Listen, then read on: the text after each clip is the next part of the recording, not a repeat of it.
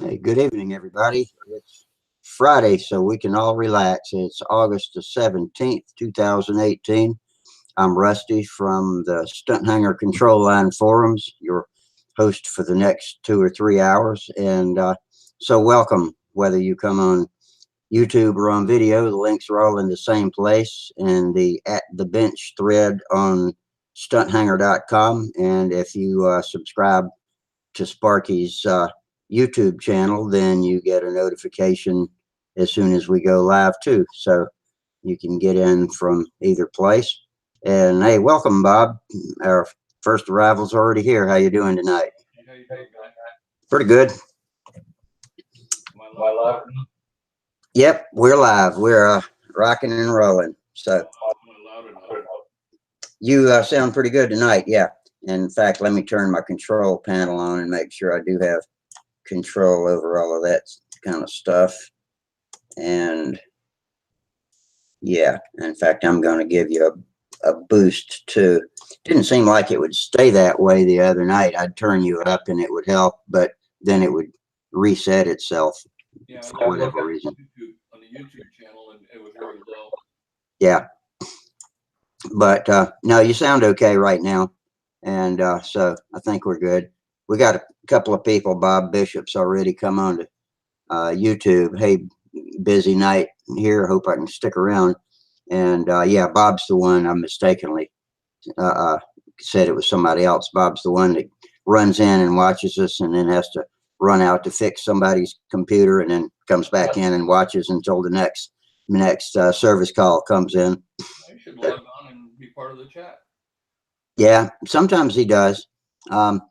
But yeah, Ron Hess is with us, and sometimes he logs in, sometimes he just likes to communicate via YouTube. So depends on what the bandwidth situation is and whatever's convenient for him. But we appreciate all of you people on YouTube, and y'all, if you would remember that super chat $sign at the bottom. If you click that and give us a little contribution, that's always great. We appreciate it. But if you can't, that's fine. If you don't want to, that's fine too. Everybody's welcome. And so let's talk about aeromodeling or whatever else fun you like to do. So what you been doing this week, Bob? Any airplane activity? Oh yeah, lots and lots. I've been experimenting with a technique that I developed a few years back, but I'm enhancing it now, called reverse composite construction. Tell us about that. Yeah, actually, kind of would wait a little bit to talk about that until a few more guys get on, especially Charles, because he wanted to know a little bit about that. Okay, that sounds good. Later. Yeah, usually, yeah, we kind of take a little while to get in the groove, get all the people here, so that'll be good for discussion. Jack Snavely just dropped in. Good evening, Jack. Here comes Ron Hass. I've been on live for a while, so I thought I'd drop in tonight. All right, good. Thanks a lot. How you feeling and doing this week? Hanging in there. Hi, Ron. I think I posted earlier this week that I was going to get out in the shop and hopefully get that Cardinal wing framed up. Oh, I got something to show you. Okay, go ahead. It turned out I wore myself out Tuesday and couldn't walk for the next 2 days. So I didn't go out to the shop and do anything but stand there and look at the blueprints with my hands in my pockets. But well, now you got to get started. I started my Peacemaker. Oh, nice. Let me click on that for the tubers so everybody can see it. Okay, looking good. Yeah, it's the original Top Flight kit. Got a long way to go, but it's coming. Yeah, well, it's starting to look like a wing. Yep. Are those gussets in the trail edge part of the? Yeah, they use 1/16 balsa for the ribs, and it's a little weak, so I just put some gussets in there. Yeah. Figure it wouldn't hurt. It wouldn't add enough weight to. Can you hold it up again? Let me have another look at it. What's that? Can you hold it up again? Let me have another look at it. Okay. Turn it so the lead edge faces me a little bit. Okay, there we go. So are you gonna So you're doing that in lieu of putting any shear webs in the trail edge? Well, I haven't decided yet because it's got doublers on the spars right in here from there to there. Yeah. And it seems pretty beefy in the center. Center's not planked yet, obviously. Yeah. But I think it'll be okay the way it is. It came Okay. out straight. I checked it, and it's straight as an arrow. Yeah. Well, good luck with it staying that way. I can kind of watch it as I go along and make sure it's not moving around on me. But well, I wanted to give you a goal so you can catch up to me. okay. Okay, I better get on the ball then. There you go. You know me, I'm all talk and little action when it's been getting out to the shop lately. I just having a hard time with that. But well, the rest of the story, Rusty, is that my shop right now, living in Florida, is like an oven. I can't go out there because it's well into the 90s most of the day. Yeah. What I did is I brought a little 2-foot high, 4-foot long step bench. And on top of that, I got a piece of 16-inch 3/4 masonite, or not masonite. Yeah, I'm sorry, masonite with creosote on one side. That thing is so heavy and strong and straight, it amazes me. Yeah. And I brought that into my office. It's sitting right down here. Oh, that's nice. So I can do all this stuff in an air-conditioned area. Yeah, that makes it a lot easier to work. Yeah, my shop's in Columbia. It says famously hot too, but I just that dadgum hip just seems like it keeps raging, and I guess the more I do, the better it'll get. I need to quit whining and just get out there and do it. I'm looking forward to having a new shower door soon. They're going to redo our bathroom first week of September, and I'll have a nice big piece of glass, bigger than what I've got. What I'm working with now is just barely big enough. It's plenty thick, and I've got the table all leveled up and ready. Blueprints are hanging up. I just need to shake the wood out on it and start coming up with a plan for jigging it up. I'd seem like I come up with a different jigging plan every time. And I've got some wing cores I was given way back, and I'm gonna put those on the table and kind of try to do a redneck version of Bob's lost foam. If they'll fit, I'll have to see how close those ribs fit into it before I go forward with that. But that's an idea I want to try before I start blocking it up with balsa. A lot of times I just cut. If you have the core and the cradles, you can actually lay out your rib positions on the core and slice it up, and then you can generate ribs that will fit in the cradle. I do have the whole thing. Yeah. Okay. That's an idea I hadn't thought of, actually. Lost foam setup. Yeah. Oh, yeah. I'll think about that. I hadn't thought of cutting up the whole thing like that. But yeah, it's worth trying. Thanks for the suggestion. Hey, Sparky, how you doing tonight? I'm doing good. Mark? We're just kind of looking for our groove right now. I got Ron Hass and Bob Hunt on here, and got Jackson Avley and Bob Bishop over in the YouTube side, and so we just started. How'd your week go? Hard work. Yeah. Beat.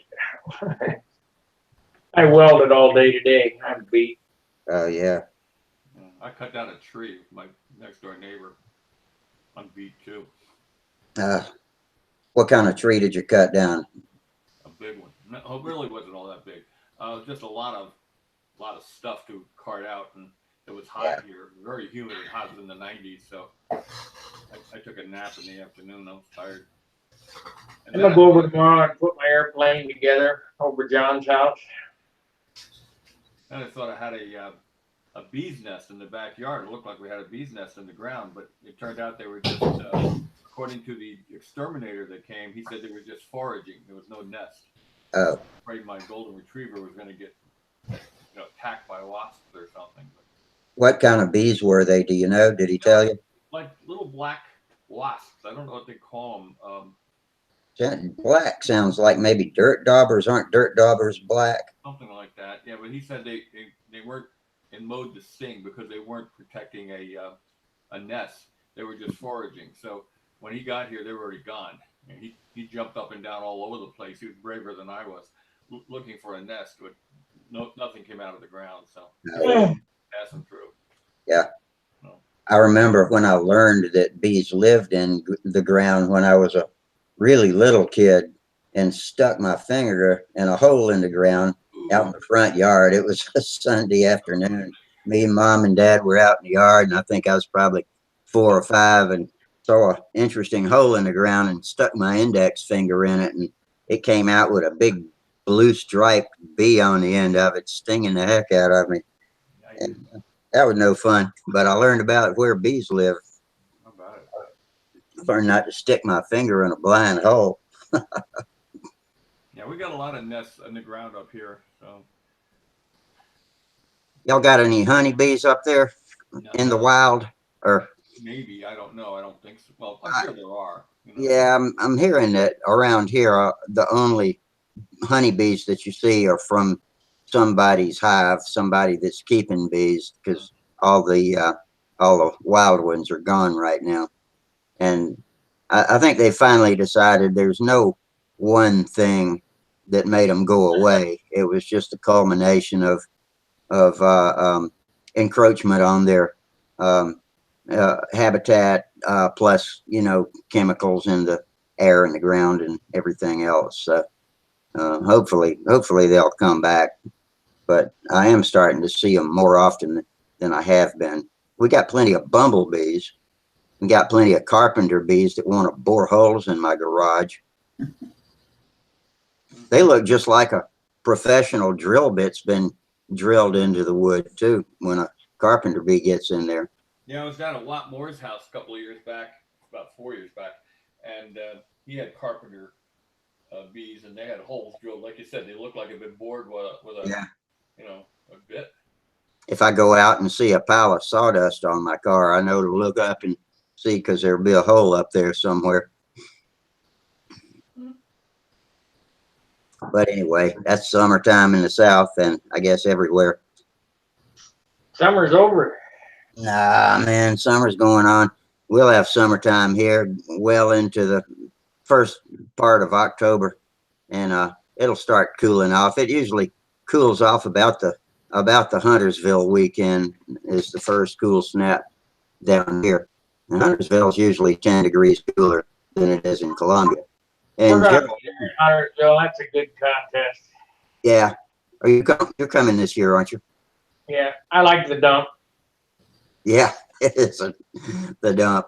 They won't let Danny fly his jets up there. No open flames yet. We're out there smoking cigarettes and stuff. That's open flame, I think. Probably more dangerous than Danny's jets. But Gerald Wimmer just gave us a super chat. Thanks, Gerald. We appreciate that. Maybe he'll be logging in. He's a pretty good supporter on the super chat. Appreciate it, Gerald. He is, yeah. We got several of them. Find that on my screen. Where do I find that? Oh, that's in the chat box on the YouTube watch page. Oh, okay.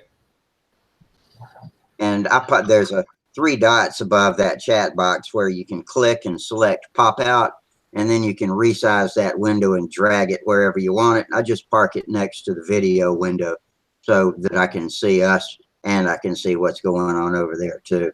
That's how I can keep up with the YouTube posts and us too. I'm surprised they haven't taken this away from us yet. I think it's because our show is such a great show that they decided that they probably ought not take it down, and they just leave it up.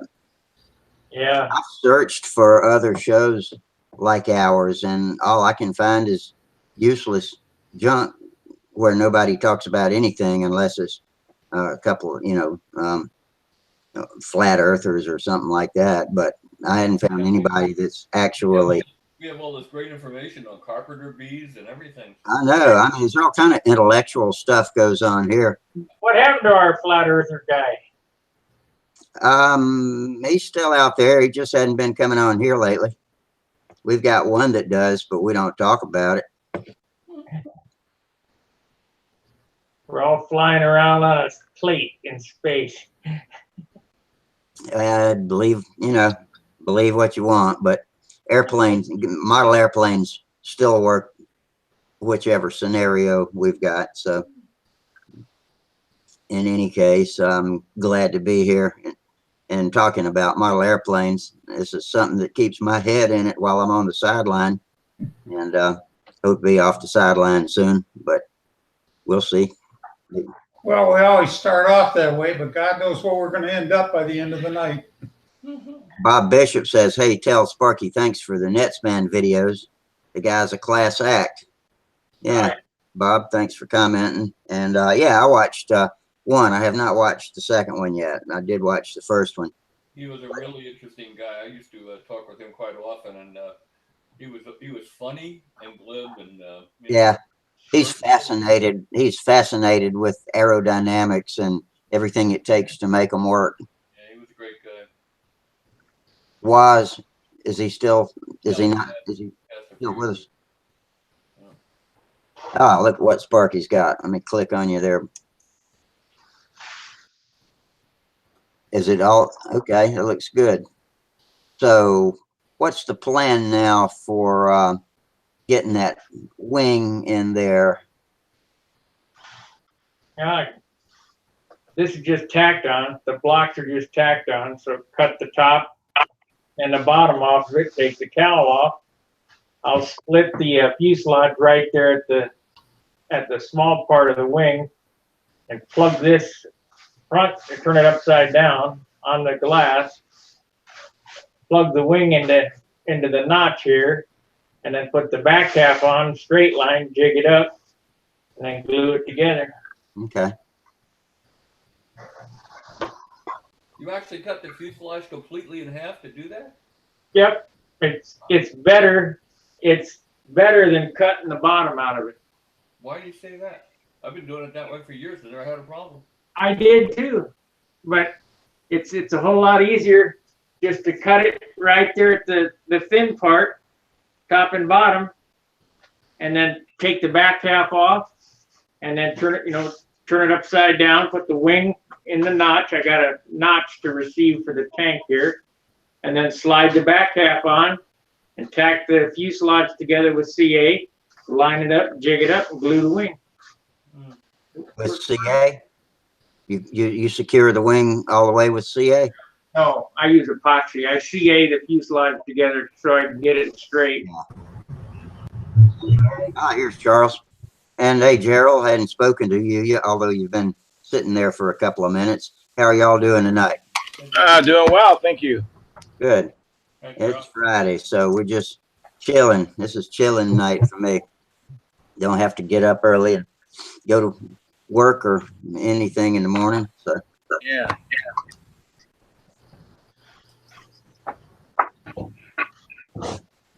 So you're talking about going into the fuselage, Spark. You saw it interrupt.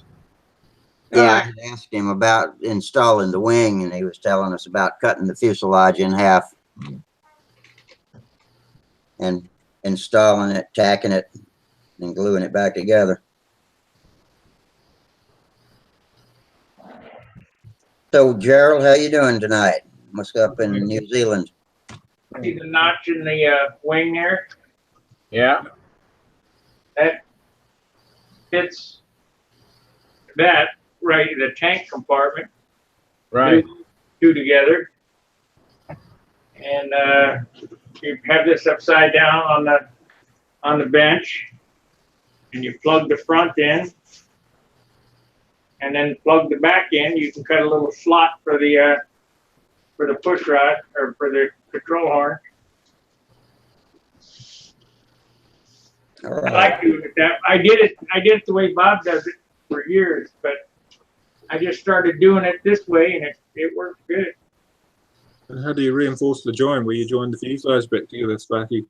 Now I use superfill on the inside. Just glue it together with CA, and then superfill on the inside the wing and on the outside. So I got to fill it on the inside and outside. It's strong as hell. Yeah, so you don't put any fiberglass in there against the seam where you put it back together? No, So the super fill will be harder than bolster anyway. It'll be stronger than bolster if you've got a nice fillet there, I'm sure.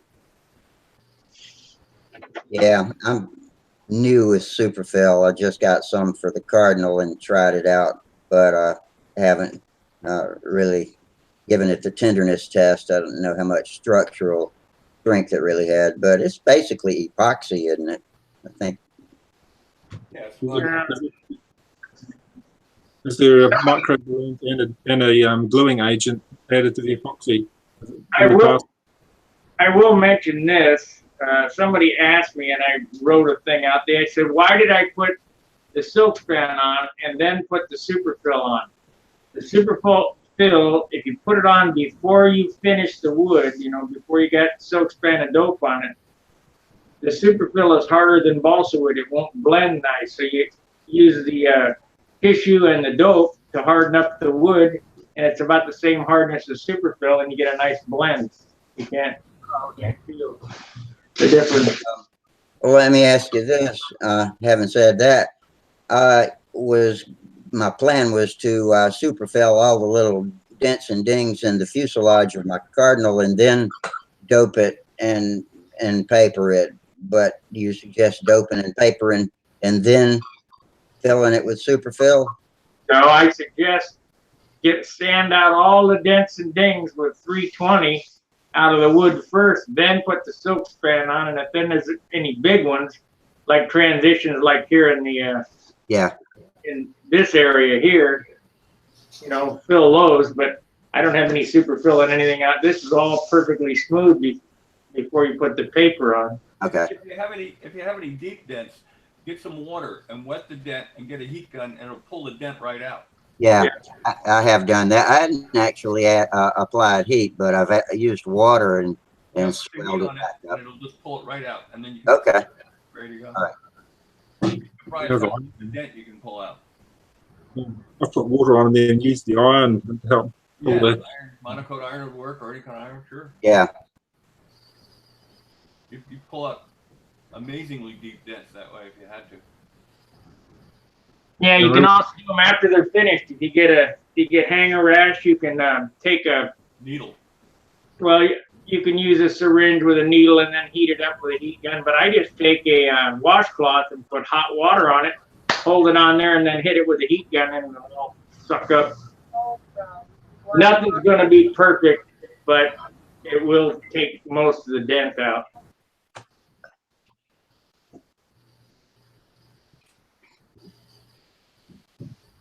So this will be all together next time you guys see it. I mean, it's all the main components are done. You're still carving blocks? This is all molded. Well, this nose block it's all molded. Yeah, you did a video on making the bucks for that, didn't you? Was that the same plane? Yeah, you can't hardly get it light enough wood to carve anymore. True. I'm looking forward to carving my wingtips. I've never carved anything like that before, and so I'm kind of excited about doing that. I always love doing something new. If I can't find something new whenever I build a model, I always think up something new just to do it. This is the turtle deck buck, and this is the bottom block buck. Yeah, that was interesting the night you told us all about that. Hey, you got the king of, that's the guy right there who I learned from. I believe you mentioned that when you were doing it too, so gave due credit. Now we all learn from each other. Everybody learns from somebody. Let's see, Pat's Place is on, I guess we'll call him Pat, on YouTube. Al Raby was the guy that taught all of us how to do it. Well, I had the desire to have those Thunderbolts in 04, if you remember right, and I could not figure out how to do it. And then I got your mold compound and straight form molding tape. Billy and I did. Yeah, and I watched them and said, "Shit, this is going to be a lot of work." It took about a week to make them Thunderbolt bucks. because I did it the same way you guys did. This one here is this is just hard balsa wood. So I had some RC balsa wood that I cut to the shape and put the foam on there. We've got an admirer out there on YouTube, Pat's Place. Pat came in and says, hello, Rusty and crew. Have a look at the Red Green TV YT channel. I don't know, Adventures with Bill, Model Airplanes video. Good for some laughs, and thanks for the info. Your hangouts have been great lately. Thanks, Pat. And he says he's still not flying yet, but he's living vicariously through us. Very good. So what's up, Charles? You had your mic muted for a minute there. I didn't know if you were ready to. I had a phone call. I don't want the phone call to interrupt the conversation, so I just muted it for that. But I went flying today, and this motor, Soccer 81, I took off the cover plate, and I do see a little bit of play at top dead center. I can see the crankshaft moving against the bottom of the inside the bottom of the connecting rod. Yeah, A little bit of play. I mean, it's like I don't know, maybe 1/64th or less. It's small, but I can see it. And when I hold the engine, I can move it about like a 1/16 of an inch. And of course, the piston's not moving, but there's this play. That's called well, Charles. I'm wondering if that play, that lash, fills up and goes away when it gets hot, up to running temperature. Maybe, I don't know. I don't know if it was always like this, or I just recently discovered this. Most of my well, Charles, and all engines have it. That's where the piston goes over center, or the crankshaft goes over center, so it's stopping the motion, and there's a few degrees in the crankshaft rotation that the piston doesn't move, and that's what you're feeling there. Okay. Yeah. All right. The Conrod's not egged out, is it? You can't see an egged out shape where it's been knocking at the bottom. It still looks round, doesn't it? Let me look at it again. I got the cover plate right here. Here's what you do. Put your finger on the crankshaft so that it doesn't move from the inside the motor. Put your finger on the crankshaft. See if you can wiggle the rod on the crank pin. Okay. Hang on a second. I got this Teflon cap that caps the connecting rod to the crankshaft. If you feel any play, I mean, all engines have play. You use plastic gauge to measure the distance between the rod journal and the connecting rod. But on a model airplane engine, the play is so minute, it would have to be measured with a tool called the last word, which is a really finite measuring device. So I would say that you probably would not be able to feel much in it. I mean, so if you're feeling like, a thousandth, that's too much. Okay. I'm thinking when it comes up to running temperature, that probably is resolved too. Okay. I'm not a metallurgy expert. Charles? I didn't hear what you say. What did you say, Rusty? I mean, it's Sparky. Can you feel any play in the connecting rod at all? Hang on. Finally got this Teflon cap off.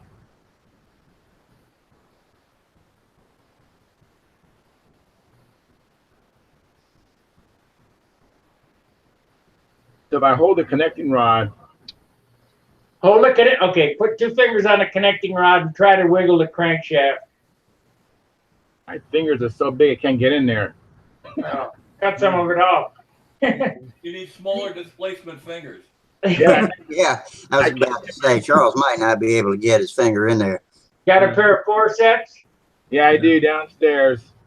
Well, get some forceps or needle nose or something, or hold on to the rod, and then rock the crank. And if you can feel any play in it, then there's a problem. Okay. When they're really really worn, you'll get an elongated shape happening where it hammers the bottom of the rod and the top of the rod, and then you'll get an egg-shaped journal. That it'll start to change its shape. You say that you hear it knocking. Is that what you're hearing? I mean, I don't hear it when the engine's running. No. Then what are you worried about?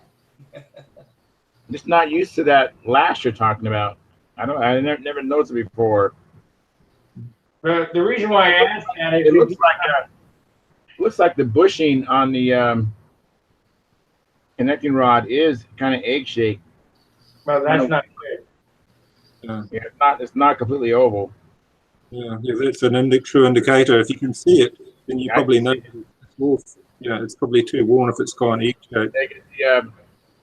Whatever that dowel on the crankshaft that sticks out, it's tighter against the bottom of the connecting rod, and it's fatter. There's a fatter like brass at the top. Yeah, you need to replace the rod. You originally became suspicious about it when you thought you felt some vibrations a week or two ago, right? Yeah, it's true. Yeah, and then I went last week or Monday. Everybody talked about tightening everything up. They didn't think it was the engine, so I tightened everything up. Vibration went away a little bit, but I can feel the vibration when the motor's running hard. But yeah, after I see this now, I can see it's egg shaped. Oh boy. Just order a new connecting rod and put it in. It ain't no big deal. This is just in time for the Golden State. I don't know if it's not a big deal. This motor's made in Ukraine. You're just going to put the tools out there. The real question is, Charles, how did the flying go today? Oh, pretty good. Trying. I'm always trying to trim the plane a little better, and that stuff we talked about. yes, yeah, definitely. Working on getting in position. I get in position for the reverse wing over, but talking to Bob last week, Bob was watching my flight, and he, I think every other position, every other maneuver, I'm not in position right away. I mean, I turn and then do the maneuver all at one time. I'm not ahead of the plane, and so that's what I was working on today. Did it work for you? Yeah, yes. Feel like you have more time? Yeah, I do. Definitely. I still need to work on. I still need to continue to work on that. And kissing the intersections. Did you work on that? yes, I was trying to just let the fly the plane as we talked about, as opposed to making 2Ds. And I make the horizontal 8. I usually have like 2Ds. I have a straight intersection instead of having like two nickels kissing each other. I have like 2D shapes. I want to make that intersection so definite. So I was working on that. But yeah, when I first started flying, I saw people doing that and thought that that's how you do it. And so I was trying to come around and make that intersection straight, and realized that was wrong. I think those people that were doing that were trying to impress the judges to say something like, "See, I've got an intersection." Yeah, see this intersection, you can't miss it. Yeah. So I successfully quit. That's not the way it's supposed to be. You know who was a good body language coach, Bob? What's that? You know who was he's still alive, a body language coach? Who's that? Big Art. Big Art, yeah. Big Art Animation. He taught me a lot of stuff about body language, and it makes sense. Oh yeah, because there's so many subtle inputs that come from poor body position. Yeah. Well, the first one, I think a lot of people get mixed up with is the overhead 8, getting their body position wrong and sort of twisting when they're doing the overhead 8. You got to watch Dave Fitzgerald squatting. Yeah, he squats quite. Yeah, it's amazing how well he squats. He has his legs spread pretty far and he squats down, and yeah, he's pretty impressive. I've seen several people do that. Some people can pull out of a overhead 8 still facing forward and pull back from way back there like that, but I can't twist that much. Yeah, Orestes does that pretty well. I like watching Orestes how he does that. He does that both on the overhead 8 and on the 40 clover. He doesn't turn his body. I mean, he turns just his upper torso, but his feet stay where they're at the whole time. He doesn't turn around. Yeah, if you can do that, it's stable, you know. But yeah, you got to be flexible. I want to clarify something that Pat said when I was reading it. It didn't make much sense to me, but now I understand. He said to have a look at the Red Green TV YouTube channel. Red Green TV is the name of the channel, and he said it's good model airplane video entertainment, good for some laughs and fun to watch. Okay, so yeah, the Red Green TV YouTube channel. Compliments of Pat. Well, let's see what it looks like. So I'm going to probably bench this engine for a while and put my K77 in. Either that or just put it in there, and if it's running okay, fly it at the contest, because you got the Golden States coming up, don't you? Yeah, I do. But I don't want to. Yeah, you don't want to throw a rod. So Yeah, I don't want to have any other damage down there. I mean, last year I spent too much money just repairing the motor. But if I would have been thinking, I would have bought a connecting rod when I bought the crankshaft. You wind up. It's sometimes hard to open it after you done that. And Bill was going to join them, but Bill thought it was a kayaking day. is that you, Sparky? Yeah, I pull up this Red Green YouTube channel. Hold on. I'm working on getting it on the screen here. You know, Bob, you know, the one thing I did like is doing the outside square. Instead of having that, I thought you needed to enter the maneuver by going straight across, but just coming up 245, then going down, that was much better. Right at the last moment before the downturn, you mean? Yeah, I was always creating a flat spot. The other thing you were doing is you were putting three. It's like Junkyard Wars. Yeah, it looks like Junkyard Wars. Yeah, Sparky's showing us something funny. It looks like the Three Stooges playing model airplane. Just a 2-minute clip.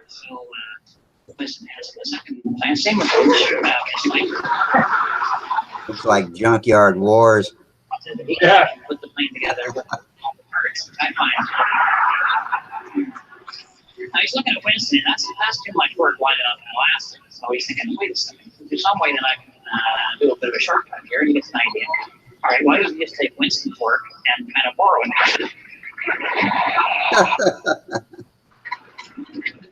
And he can keep winding Winston. Meanwhile, Bill's plane is ready to go. So he hires it out there. Wait a minute, that's an Angle, so it'll do a big. Kind of goofy.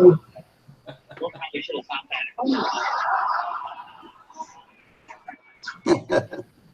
Oh my God. Oh, we've all been there. Yeah. Winston had let his plane go, and it was going in a circle the other way. And I like their outfits. Yeah, I was just thinking about how funny it is when guys wear suspenders, and then those boots. Oh, don't do that. That'll hurt. So now they got no plans. So Bill's got an idea. He's got the kayak and he's got the paddles. He's thinking, wait a second, maybe we can take this up a notch. And they had found a small tricycle they used in that. Oh yeah, that'll work. Now they just It's almost over. quitsuit right there. It's a kind of rubber deal, and these guys are off the top, and then Bill hooks her on the back. It kind of reminds me of British humor. All of this. Yeah. I'm thinking, Or the how many wings? Oh, well. nice. Like Monty Python, huh? Yeah. That's what I was thinking. It's kind of like a British.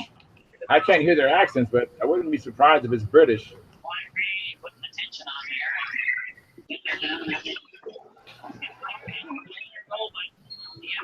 And how do I get it shut off? Oh, just stop sharing. It would be the thing to say, stop sharing. Well, you know, There we go. well, that's the case here. They found some new way. There we go. All right. Oh, Pat says it's an old Canadian comedy show. Oh. Well, we brought it up anyway. Yeah. I might look at it later. Yeah, my kids will probably like it. I can see that they'd love that. It reminds them of that movie, The Magnificent Men and Their Flying Machines. It's on that a good family comedy. Where's Daryl been? I haven't seen him on. Has he been on? He's been working on his experimental aircraft. He keeps posting. He was putting a new engine in, and I have not. I've gotten notifications, but I have not gone back and watched his videos. I commented on it when it first started, but yeah, he's been flying his real body around in his experimental planes. I asked him, I said, hey, if Harley Davidson made an airplane, would you fly in it? Oh, yeah, you're crazy. Just always keep an eye out for a place to put it down. That was interesting when Mike Lonke was talking about taking his airplane. I guess he's got wheels on it now. He used to launch it by running and jumping, but he says he's getting too old for that now, and he got a carriage for it with wheels, and he had to land in a farm field one day recently. But Mike's always interesting when he comes on with different things to show us and tell us about. All right, I don't remember what we were talking about before we started watching the Two Stooges. Talking to Charles about his flying. Oh yeah. Yeah. Positioning yourself in the circle. Body position, body coaching, I think we're talking about. Yeah. Yeah, body positioning and everything. Yep. You see a lot of people when they start maneuvers, they're coming around with the airplane to say start a inside loop downwind, and they stop and they stop their body and start the maneuver at exactly the same time. Yeah, that was me.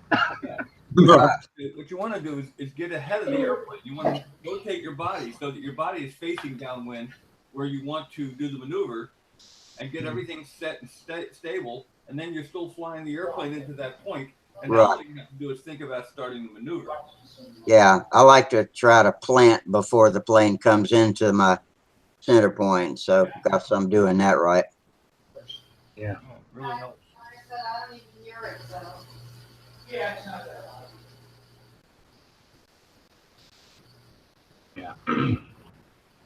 Well, I'm glad to see you become one of the crew, Bob. Well, I'll be in off and on, you know. I can't stay as late tonight as I stayed the other night, you know. I gotta get up and make wings. Yeah, we got a few fairly new visitors lately that are adding a lot to the show. I think you know, Al Ferraro always brings a lot, and so did Tom Luciano the other night. I was glad to have him in, and got to know him when he sent me the Super Satan, and turns out he'd been watching over on YouTube somebody called T-Bone Tom, and I didn't know who that was, and now I do. So when he comes in, I call him T-Bone. I don't know if that's a nickname or not, but it is now. Yeah, it sort of grows once people show an interest, others get interested too, and it naturally grows. It's like where we fly at Bruce McLaren Park, because it's a common and easy to access place. People can get in there and fly there easily. We've had more people come and one fly with us, but it's that thing, people can see you're having fun, you're doing well, and you're out there, you've got a public profile, then you'll definitely pick up new followers. Mm-hmm. Yeah. What about Larry Scorinzi? Is he still still in action? Yeah, I talked to Larry last Monday, I believe it was past Monday.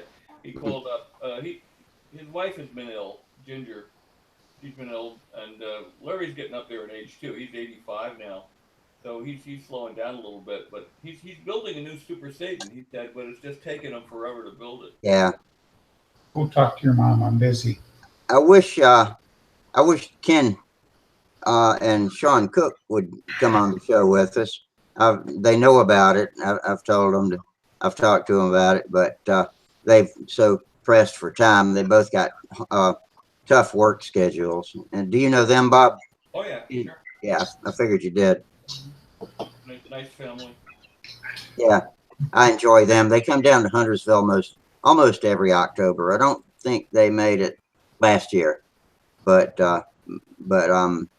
Don't know about this year. He hadn't been talking about it, so I hadn't asked him either. If they can get off of work, they will. A lot of times it's a last minute call for them. But a lot of the other Philly guys come down.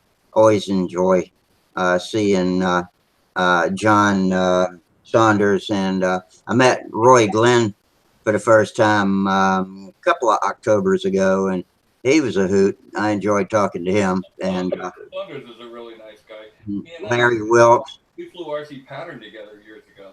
Oh, really? And Larry Wilkes kind of held my hand when I was a beginner the first time and got me through the routine of the contest, and that was convenient. I like Larry, and flew against Jennifer, and you know, unfortunately she didn't make it, but she's in one of the pictures that I got from Stunthangar when I was looking for pictures of my Super Satan. So she's in with the crowd up there. But, Talking about Jen Fedoruk? That's right. Yeah, she was flying beginner the same time I was. She wasn't flying inverted at the time, so didn't have a chance of flying the pattern, getting the pattern points. But that was my first shot at it too. Sad about her passing. Yeah. And she flew with Bernie Sahamsky and Joel Costantino and Kenny Armish and all those guys. Mm-hmm. Oh, I met Bernie, I think, recently for the first time in May of 2017, I believe. Met Bernie. But that's just a great group from up there. Yeah.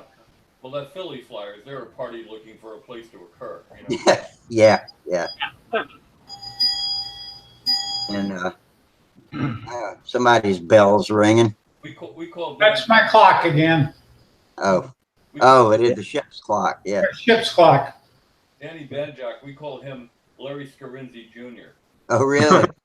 Just like Larry, you know. They resemble each other, huh? They have the same affliction. They're crazy. You know? Yeah. There's nobody who has as much fun as Dan Banjak. Yeah, he's a party. Just to rehash over that ground that we're covering before with Charles, I dragged out this motor. I know it's got a worn rod. It's a diesel. They often their rods, and I was just going to show Charles how much rock it's got. The rock. Okay. I bought it on eBay, and the guy said it's got a worn rod. You need a new rod for it. And I thought I've got one like it, and it would be good to have as parts, or I'll get another rod from PAW for it. But Yeah, the amount of rock that was deemed to be unusable, that much rock. And You need to take that propeller off and throw it in the trash before it kills somebody. but I put it on there just to show because it's very narrow hub. It's not the one I have. I've about the same amount of rock. Yeah, it is. It is similar. I was going to put on an APC, but it wouldn't fit on the hub. It needs a different sort of hub to put a decent prop on it. I needed a narrow prop. But in the instruction manual I've got here for the PAW, it's got the maintenance section, and on the back it says, externally, an occasional check of tightness of head screws is all that is necessary. This is particularly so in early stages during running in. Great care is advised to use a good fitting screwdriver and do not over tighten screws. Screws used, engines used regularly at speeds over 15,000 RPM must have the conrods checked every 3 to 5 hours and replaced if wear is apparent. This precaution is advised after a crash or similar violent stopping. But yeah, they actually state in their manual you have to check that rod, and it's a common item that they sell is the conrods because diesels have that a lot more wear and tear. So maybe if there's a glow, it might last 3 times as long. But with a diesel, you do get that rod knot quite quickly. But it's a large motor. Now, I've heard of people getting their conrods rebushed. Yeah. Is that something that, I have a machinist friend, and he's a really good machinist, and I wonder if I should just show him the motor. He's not necessarily a model airplane motor guy, but Any machinist can do it. Okay. Does it have to be a certain kind of brass? He'll know it's bronze. It's not brass. Yeah. Brass wouldn't work, no. the Bill Nisband video, he talks about conrods and what lasts, and he talks about using a plain unbushed conrod, but that only really works if it's highly polished and you get no scratches or infections because it'll quickly chew itself out without that bushing. But he said the bushing's the cheapest way to make a conrod that lasts. But if you've got the right material, you can make a conrod that's unbushed, and so some people will just make a new conrod rather than bother with bushing a conrod, especially on small motors. It's hard to put in a bushing without weakening the rod too much. So with your Stalker 81, I wouldn't imagine it would be a problem to have somebody rebush it, because it's a large motor. It should be easier to work on than trying to rebush an 049 or something where it just becomes silly. The problem with bushing it is it's probably going to cost you $100 or more to get a bushing in the rod, when you can find a rod probably on eBay or somewhere for 10. That small hole could have some micro fractures, stress fractures in it too, that might blow it apart while it's running. Matter of fact, I don't even think a machinist would touch it for less than a couple of $100, because I don't know what they get an hour, 150, $200 an hour or whatever, and it's going to be at least an hour to put it in there. But this is a lot of fun for me, being an electric guy. Listen to you guys talk about it. Yeah, I'm an electrical guy by degree, but I'm a mechanic by genetics. I'm a natural born mechanic, and so I got the best of both worlds. I worked on electromechanical office machines. Actually, was my career field. So when Bob has a problem, he just goes, "Well, take this out, 4 screws, throw it away, get another one." $20 or $40 or whatever they cost. Bob, are you an electrical engineer? Was that your trade? I know about electricity is if I touch the wrong thing, I get a shock. Oh, yeah. Well, that's good to know. Electrics and glow are exactly the same.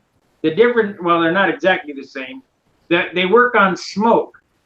When the smoke comes out of a glow motor, then it's working.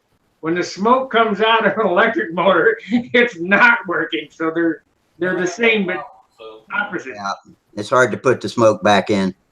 Yeah. Steve's told us some scary stories about what's gone wrong with his electric motors. Just a blade of grass jamming between the armature and magnets, and just some of the strange things that have happened. It does go wrong too. And yeah, you just realize that none of them are impervious to problems. Something can still go wrong. The only good thing is that with an electric motor, it's probably no more than $50 to replace it. I just remember putting the electric motor in the airplane back in 2005, coming home and selling all my glow motors the next day. I would like to have at least one electric plane just for convenience sake, something that can be picked up and go on a whim without having to lug the whole flight box and everything else that you need with a glow excursion. Well, you need a lot with electric too. If you're going to set a bunch of batteries in a charger and stuff, if you're going to you need to charge. So either one has got their field equipment, field support equipment. You're not going to. One's no more convenient than the other, I don't think. The big thing to me with the electrics is you don't get the grimy hands and a grimy model. You don't have the fuel-soaked parts, and you can glue it back together if you crash it. You don't put on the same weight because you don't have all that oil soakage. And during the day, you can go flying. And when you come home, there's no oil on your clothes, so your wife doesn't know you've been flying. Yeah. And I really missed it. I love my oil-soaked jumpers, and I go into Wendy's and I have my oil-soaked hands, and I don't want to wash them. You might still have grass stains on your knees, but Tom Creasy should be flying glow. He could paint his airplane for $1 then. Yeah, no fuel proofer. Yeah. Don't even have to fuel proof it. Yeah, just spray on a little acrylic and go. Yeah. There's a lot of advantages, but I love the smell of the castor oil over everything. Diesel's even better. It's just really stinky, really pongs. And I've heard diesel really stinks good. I've never seen a diesel engine in real life, not a diesel airplane engine, model airplane engine. Oh, you've got to try it. It's just it's just another thing. It's just like listening to something completely different music-wise, or eating a different dish. It's just another experience. That's what Black makes patterns on 3 ounces. yeah. My father bought me an ETA diesel when he was in London years and years and years ago. Brought it home, and it was a jewel. It was beautiful. They made some really nice motors that they use. A lot of the diesel motors are used for combat and team racing, generally where they're a smaller motor. And the ETL, we call them an ETA 2.5cc, was very popular, still very popular, like the Oliver Tiger, high quality diesel engine, a lot of fun to use, but a poor quality diesel can be a real pain. They were really well machined, and they were gorgeous. I never read it, you know. I think I gave it to somebody, but it was beautiful. Hey, Bob, you were talking about using my hinges or whatever. I don't know whether I showed you this. I was going to contact you actually on the side to talk about that a little bit. Look at the end of the Let me get that tip there. Hold on. And make this bigger so I can see to make sure we're getting that in there. There we go. You see how it arcs through the trailing edge there? Yeah, that's good. Arrangement. The first person I saw do that was Dave Tribble, I think, on Stunthangar. He does his hinges aren't the same as yours, I don't think, but he does a similar type of a cup on one side and curve on the other that fits together with no air leakage through it. Well, the only way that it can work is with these type hinges, because they don't hinge at the leading edge of the stab. They hinge back of that so that the leading edge stays butted up against the trailing edge. Yeah, they're hinged at the center of the radius instead of at the leading edge. Keith Schulzel's been doing that for 40 years.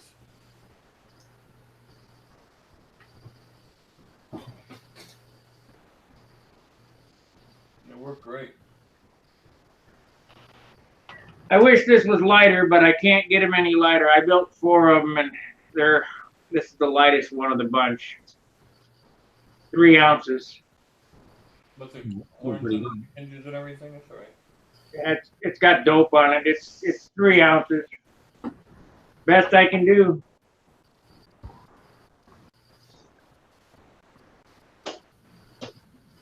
Just too big. Everything's just too big to get lighter.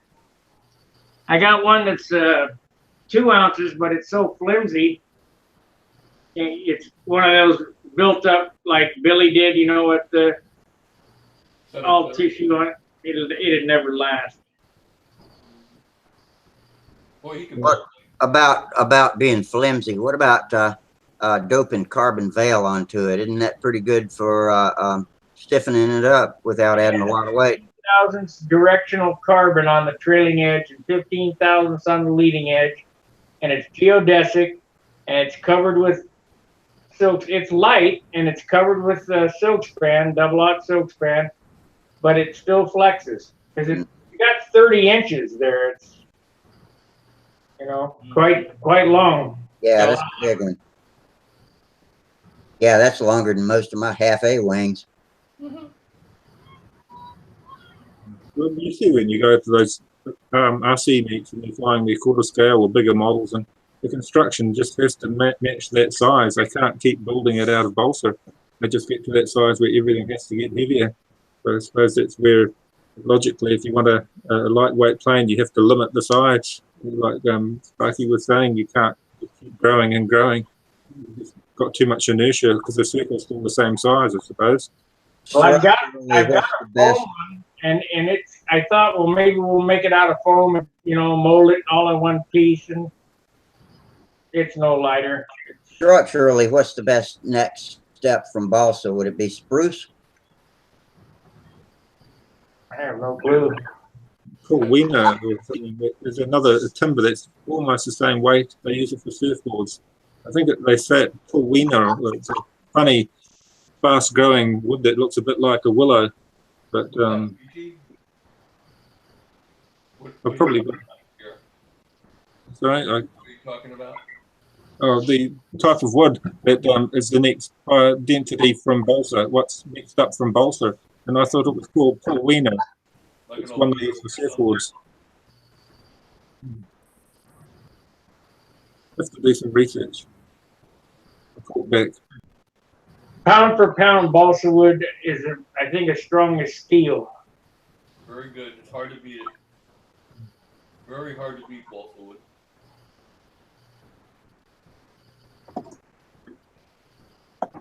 I've tried every possible combination to make foam wings with some kind of covering on them, Myco and Mylar and Obici and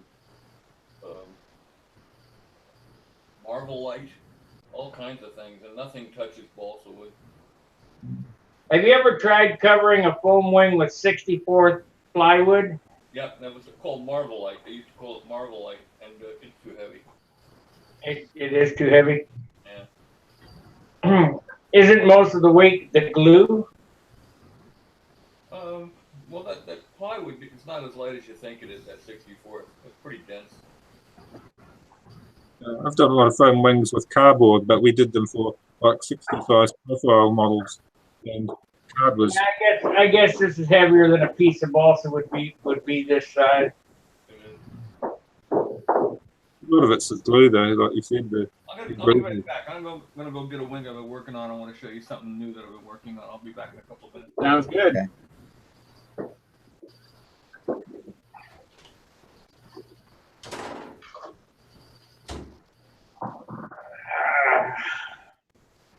Nothing imparts the same qualities if you try and cover a wing with cardboard. It's heavy and it doesn't have that same rigidity like balsa has.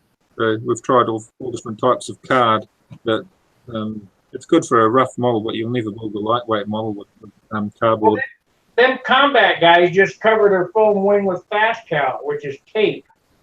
Yeah. It's just giving it a torsional rigidity. It doesn't really impart the same strength like putting on balsa. I suppose why they normally have a big spar or something in there as well. And then these Yatsenko things are a ½ ounce glass cloth with a 30-second balsa wood layer, and then a ½ ounce glass cloth, and and there's nothing inside them. I don't know. They seem to be pretty light. Yeah, I've built those foam combat models, the RC combat models. We use fiberglass tape, and put the tape all over it, and it doesn't have the same rigidity, but I don't think it's as important for that application. It's strong. The only way to get these big airplanes lighter is to leave parts off. Because I'm using 4-pound wood, not 4 to 6. I'm using 4-pound wood, and how are you going to get it lighter? There's just too much of it there. Let's see what Bob's got here. I didn't realize until he stepped away from his chair that he's got a whole stack of guitars back there. It's more than too. A lot of guitars. This you really can't tell much from looking at it. It looks like just like a regular foam wing. But if you got a minute, I'll go through this. But it takes a couple of minutes to kind of like give you the concept of what I'm doing. If everybody's okay with that, fine. If not, okay. Yeah, we're talking about it. We're up to hanging in there. All right. There's a big push towards composite wings these days. The guys from Yatsenko and overseas are doing a lot of composite wings. And the way they're doing it is they're making molds that are clamshells, like female molds that are half a wing shape, from the center of the wing to one curve and the center of the wing to another curve. And they're using female molds, and they're compositing by laying things into the female molds, whether it be balsa wood or foam or whatever they're using. Composite just means putting two materials together under pressure, And it dawned on me that that's great and all, but when you're done, you have one wing design, and you spend a lot of money, as much as $2,000 or $3,000 on a mold, and you only get one wing design. If you want to change wings, you got to do it all over again. So it dawned on me that if I were to reverse the process and what I call reverse composite construction, I'm doing a regular foam wing and cover it with thin balsa wood and light balsa wood, and then I composite silk span to that in the cradle against 3 mil Mylar under pressure. And I'm coming up with some amazing results. They're incredibly strong. They're cored out. If you can see how it's cored out except for the area where the landing gear block or block is going to be. That has to be a normal thickness. The rest of it can be cored out to like 3/32 inch wall thickness, and it's very, very strong. Turn it up some more so we can see down in the wing. Angle it up some more. Up, up. There we go. Right there. There we go. Okay. Yeah, I see the landing gear mounts there. Yeah, so that area you can't core out too much because you collapse it when you put it under pressure. Right. But after it's covered and sanded and it's composited, then you can core it out to almost nothing. Now this wing panel weighs 4.2 ounces composited, but the beauty of it is finish is already on it. Yeah. Rather than anything else. Wow. Thin coat of primer and stand 99.999% of it off, and that's pretty much literal. And then go right to paint. So you're getting a very light, very strong, very accurate, very flat wing. And you can then change the design for the cost of about $1.50 worth of 16th-inch plywood to make different templates. So you can make any design you want to make, and you can make it a composite wing, but you're just doing it in a reverse way. So when you cut the foam core, and what's the first piece of material you lay on it? Silk span on the foam? No, on the core, you cover the wing just like you would a regular balsa wing, a regular foam wing. It's Okay. I sand the core, I make up my skins, and in this case, they're 3.5 pound 16th balsa, which is hard to find. But what you can do is you can go to like 8 or 9 pound 1/32 inch balsa. You know, let's say, for argument's sake, let's say you have a piece of 5 pound 16th by 3 by 36. Well, a piece of 10 pound 32nd weighs the exact same amount. It's half the thickness, twice the density. So, but the beauty of it is it won't soak up any finish because it's so hard, where the softer wood will. So I had to put a sealer on this wood. I had to seal it with epoxy finishing resin, a very thin coat, brushed on, let it cure, let it soak in, wipe it off, let it cure, and then block sand it. The wing looked like a piece of furniture, and then I was able to composite the silk span on there, again using the epoxy finishing resin against 3mm Mylar and under pressure, and it comes out just beautiful. So you're vacuum bagging it? No, I'm not vacuum bagging because, you know, vacuum bagging on foam wings is very difficult with any kind of open poured out area. It'll crush it. By the time you get enough pressure to do the compositing, you actually crush the foam. So Well, I thought you would leave the foam in it until after it was done, then cut it. Yeah, but you can't do that in the landing gear area. You have to put your landing gear structure in before you cover the wing. Yeah. Clips and spars and anything you're going to put in there to support the landing gear have to go in the core before the core is covered with balsa wood. So that area has to be cored out. Well, it's interesting. Let us know what it finishes out at. Well, we've already done it. And Joe Daly is flying an airplane I built called the Rounder, which had the first one of these wings in it. And he flew it for quite a while, loved it, and then he made a mistake and crashed straight in on asphalt. Ah. The fuselage shattered, the wing popped down in one piece, not even a scratch on it. Wow. So he built the airplane around it again, he's still flying it. So what does a finished wing with flaps weigh that you got there? Well, I mean, this one would be projected weight with flaps and tips and lead out guide, landing gear blocks and controls. I'm looking at about 12 ounces. But that's with the finish on it, you know, essentially, you know, ready for paint. Now I'm going to try. Not bad at all. I'm going to again try one with the 32nd. This was 16th. I'm going to go back to using 32nd. I just didn't have any 32nd on hand, you know. How many squares is that wing? 640 with the flaps and the tips and everything. When you said under pressure, that was how was that done under pressure? What do you mean? I put the I do one panel at a time. Let's say the top of the inboard panel. I'll set it in the cradle, and I'll brush some epoxy finishing resin onto it, and I'll lay the silk span on, and I'll hit it with a heat gun so that the epoxy becomes more viscous, and the silk span will settle down against the wood, and then you can scrape it with a playing card. You know, you can scrape off all the excess, and then wipe it with a paper towel until it's like as dry as you can get it. Right. And then you set it face down against the 3mm Mylar in the upper cradle piece, put the lower cradle piece in place, put a board on it, and put like 500 pounds on it, and let it sit overnight. Okay. You gotta put the Mylar on before you put the cradle on, though, right? Right. You can peel the Mylar, it just peels right off. And then you just block sand it and you get the gloss off, and you have a, I don't know if you can see the finish on it or not, but it's like dead flat. And, you know, so I'm real excited about it. Very nice.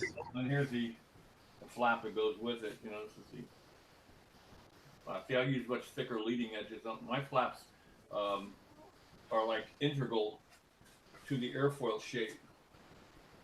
You know, Oh, I see. Yeah. because Well, if that's you beautiful increase, piece of work. this thickness here, the depth, the thickness at the leading edge of the flap, it increases the torsional rigidity by several factors. So you know when you're driving it from one end with a thin flap, you're going to get some flex. With this, you Right.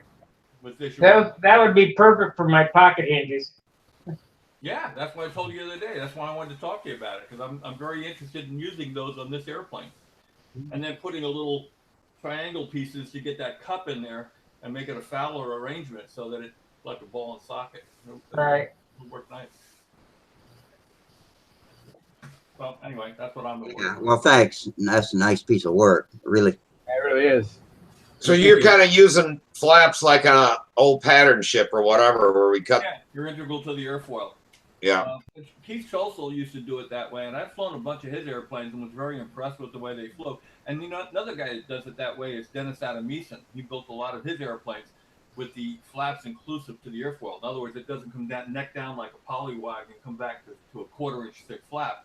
They're like 5/8 to 3/4 inches thick, or in some cases an inch thick at the leading edge, and they fit right into the airfoil. Well, So it's, is it the leading edge angled off so you can get some space to get the? Okay. Normally you bevel them, but in this case, what I'm going to do is I'm going to round them and use the same kind of hinges the Sparky's using. Okay. All right. I'm going to ball and socket. You want the center of that radius to be at the center of the radius of the horn, so everything rotates rather than arcs. You don't get any arc. Yeah, it's a nice cup and fit. Ball Like and that. socket. They call it a Fowler type arrangement. If you look up Fowler flaps, that's kind of where I got it. since we got foam coming out. Steve, Hey, Bob. I sent you a message on the video chat box. Check that out. How do you do that? For Steve, at the top right, if you mouse over on your video screen, and that like where you're going to screen share, well, above that's the chat box where I was telling Steve I just posted him a message. Oh, chat. Okay. Now I got it. Okay. Yeah. Bob, That's our internal chat, but the Pat wanted me to give Steve the channel that we looked at with the two funny guys on it. This here is an elevator that's foam, that's thick, that the airfoil is integral. Yeah, that's exactly what I want to do. Yeah, that's a perfect fit. And you can't get any bleed through because the air's not going to reverse and go back the other way. You know? No need for tape. The hinges need to be as big around as the elevator is, or the flap is thick, and you set it back half the distance. Yeah. And that gives you that range. I want to make mine with a channel in the front so I can get in there and put a one pin from the tip all the way through so I can get the elevators and flaps off. That'll work. I want to be able to do that. That's going to be a bit of a chore. This was an experiment that I was going to do, and this ended up the same weight. As a matter of fact, it ended up about a 1/4 ounce heavier. This is a foam setup than the balsa wood one, so I just used the balsa. I'll tell you a funny story. I won't mention the guy's name because I don't want to embarrass him. But guy came down to my shop. This is back in the 70s, and he wanted to build an extremely light airplane. And he says, "Is there anything you can do to the foam?" Because he had a real thick stabilizer. The stabilizer was like an inch thick. And he wanted a foam stab. So he says, "Is there anything you can do to lighten it up?" And I said, "Well, I think so." So So what we did was we took we were going to put holes in the stabilizer, nice and neatly spaced, top to bottom, just drill it out, and then we could get rid of some of the foam. So we decided to use a cigar tube and sharpened cigar tube to drill the holes now through the foam. So when we did it, it worked pretty well. It was a lot lighter. And the guy came back and he says, I said, hold it up to the light. Take a look at that. He says, wow, that's great. What is it? I said, well, that's the Master Flight stab with Corona. He goes, oh, yeah, I've heard of that. Cigar tube, Corona. You know, I saw a set of cores that you did that had those holes in it. And I won't mention the guy's name, but he lives in my area. Mm-hmm. And if you were to take those pieces of foam out and put it on a scale, it would be net zero. So why do it? Because it does weigh something. Yeah. And I wouldn't do that anyway. I mean, I'm not. I'd rather core out the inside more. Right. Than try to, because what happens is, especially in a stabilizer, you take it out in the hot sun, the air that's in those holes, in those pockets, will expand and actually move the sheeting up. It'll look like a little waffle. Chicken pox. Yeah, It'll inflate it. Exactly. So I wouldn't do that, but it was just funny that we did this for the guy, and it did work. This was a wing that you did it on.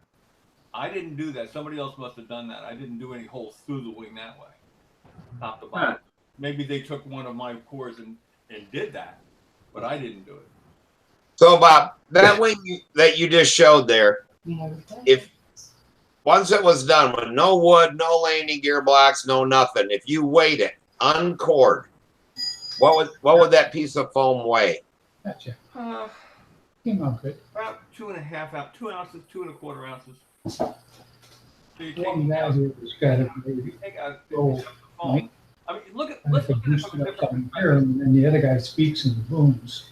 But let's look at it from a different perspective. I know. We're talking about, everybody says, well, that little bit of wood or that little bit of foam or that little bit of glue doesn't make any difference. Well, if you look at it from the perspective of how many G's we pull, Paul Walker figured out we're pulling about 15 to 16 G's. So that means that every ounce that's in your airplane adds a pound in a corner. Wow. Oh, okay. So if you look at it from that perspective, you're going to start not thinking about ounces or grams. You're going to start thinking about taking grains out. Right. Grain adds up to a gram, and every gram adds up to an ounce, and every ounce adds up to, 16. Do you have any of your original wings, Bob, for your Genesis? I'm sorry? Do you have any of your original wings that, not Robin's view, but your Control specialties? Pardon me? Control specialties back in those days? Yeah, do you have any of those wings? No. Would you like one as a souvenir? I got one. No.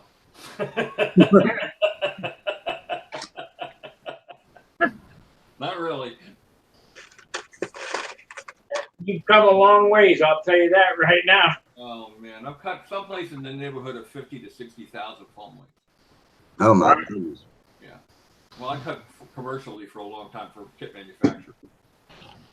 I did that full time when I was at Control Specialties. We had kit manufacturers we cut for, and we had special setups, and we cut wings all day, every day, and into the night. So, cut a lot of foam. I used to cut for McDonnell Douglas and Rensselaer Institute and Lockheed, the wind tunnel test wings. I cut man-powered aircraft propellers for Rensselaer Institute when they were going after the Kremer Prize. And they gave me this prop, and they needed me to cut a helix in the prop. And they said, well, here's a special airfoil. This is going to give us the maximum amount of thrust. I said, well, can I make another one just to see how it would work? And he said, well, fine, but we're not paying for it. So I made an extra one with a Clark Y airfoil, just an old Clark Y airfoil. And that put out 6 pounds more thrust than their fancy-dancy prop did. Crazy. And they didn't win the Kremer Prize. The other thing that I was thinking too, Bob, if you took and cut a wing out of like blue foam, yeah, and then put the Mylar on top of that foam, put your balsa over it, and do the same thing, and then just have a shell. We tried that. first off, that blue foam, you can't get it in low enough density. About the lowest you can get it is 2-pound density. Stuff I'm using here is about 3/4 pound density foam. And you got to be careful with the colored foam, because it's not all of it is expanded polystyrene. Some of it is polyurethane, and when you cut it, it gives off a cyanide. What I'm saying is that you wouldn't cut the foam at all. You'd form it around that real hard foam, so you could really weight it, and then separate it, and you just have the balsa formed. I'm not following. You'd have just 2 shells. There'd be no foam in the middle. So you're talking about making a mold? Yeah, use it as a mold. Yeah. And then what? And then do kind of like a lost foam thing and build it up, and then. Well, actually, Jose Modesto is doing that. He's tried building a lost foam structure, putting it into skins, balsa skins inside a mold, and it works okay. He seems to like it. But here's an interesting thing, and I don't think even Jose would mind me saying this. I asked him how it works. He says, "Well, it works fine." He says, "But on my own personal airplanes, I use your wings." Yeah. Yeah. So, for what it's worth.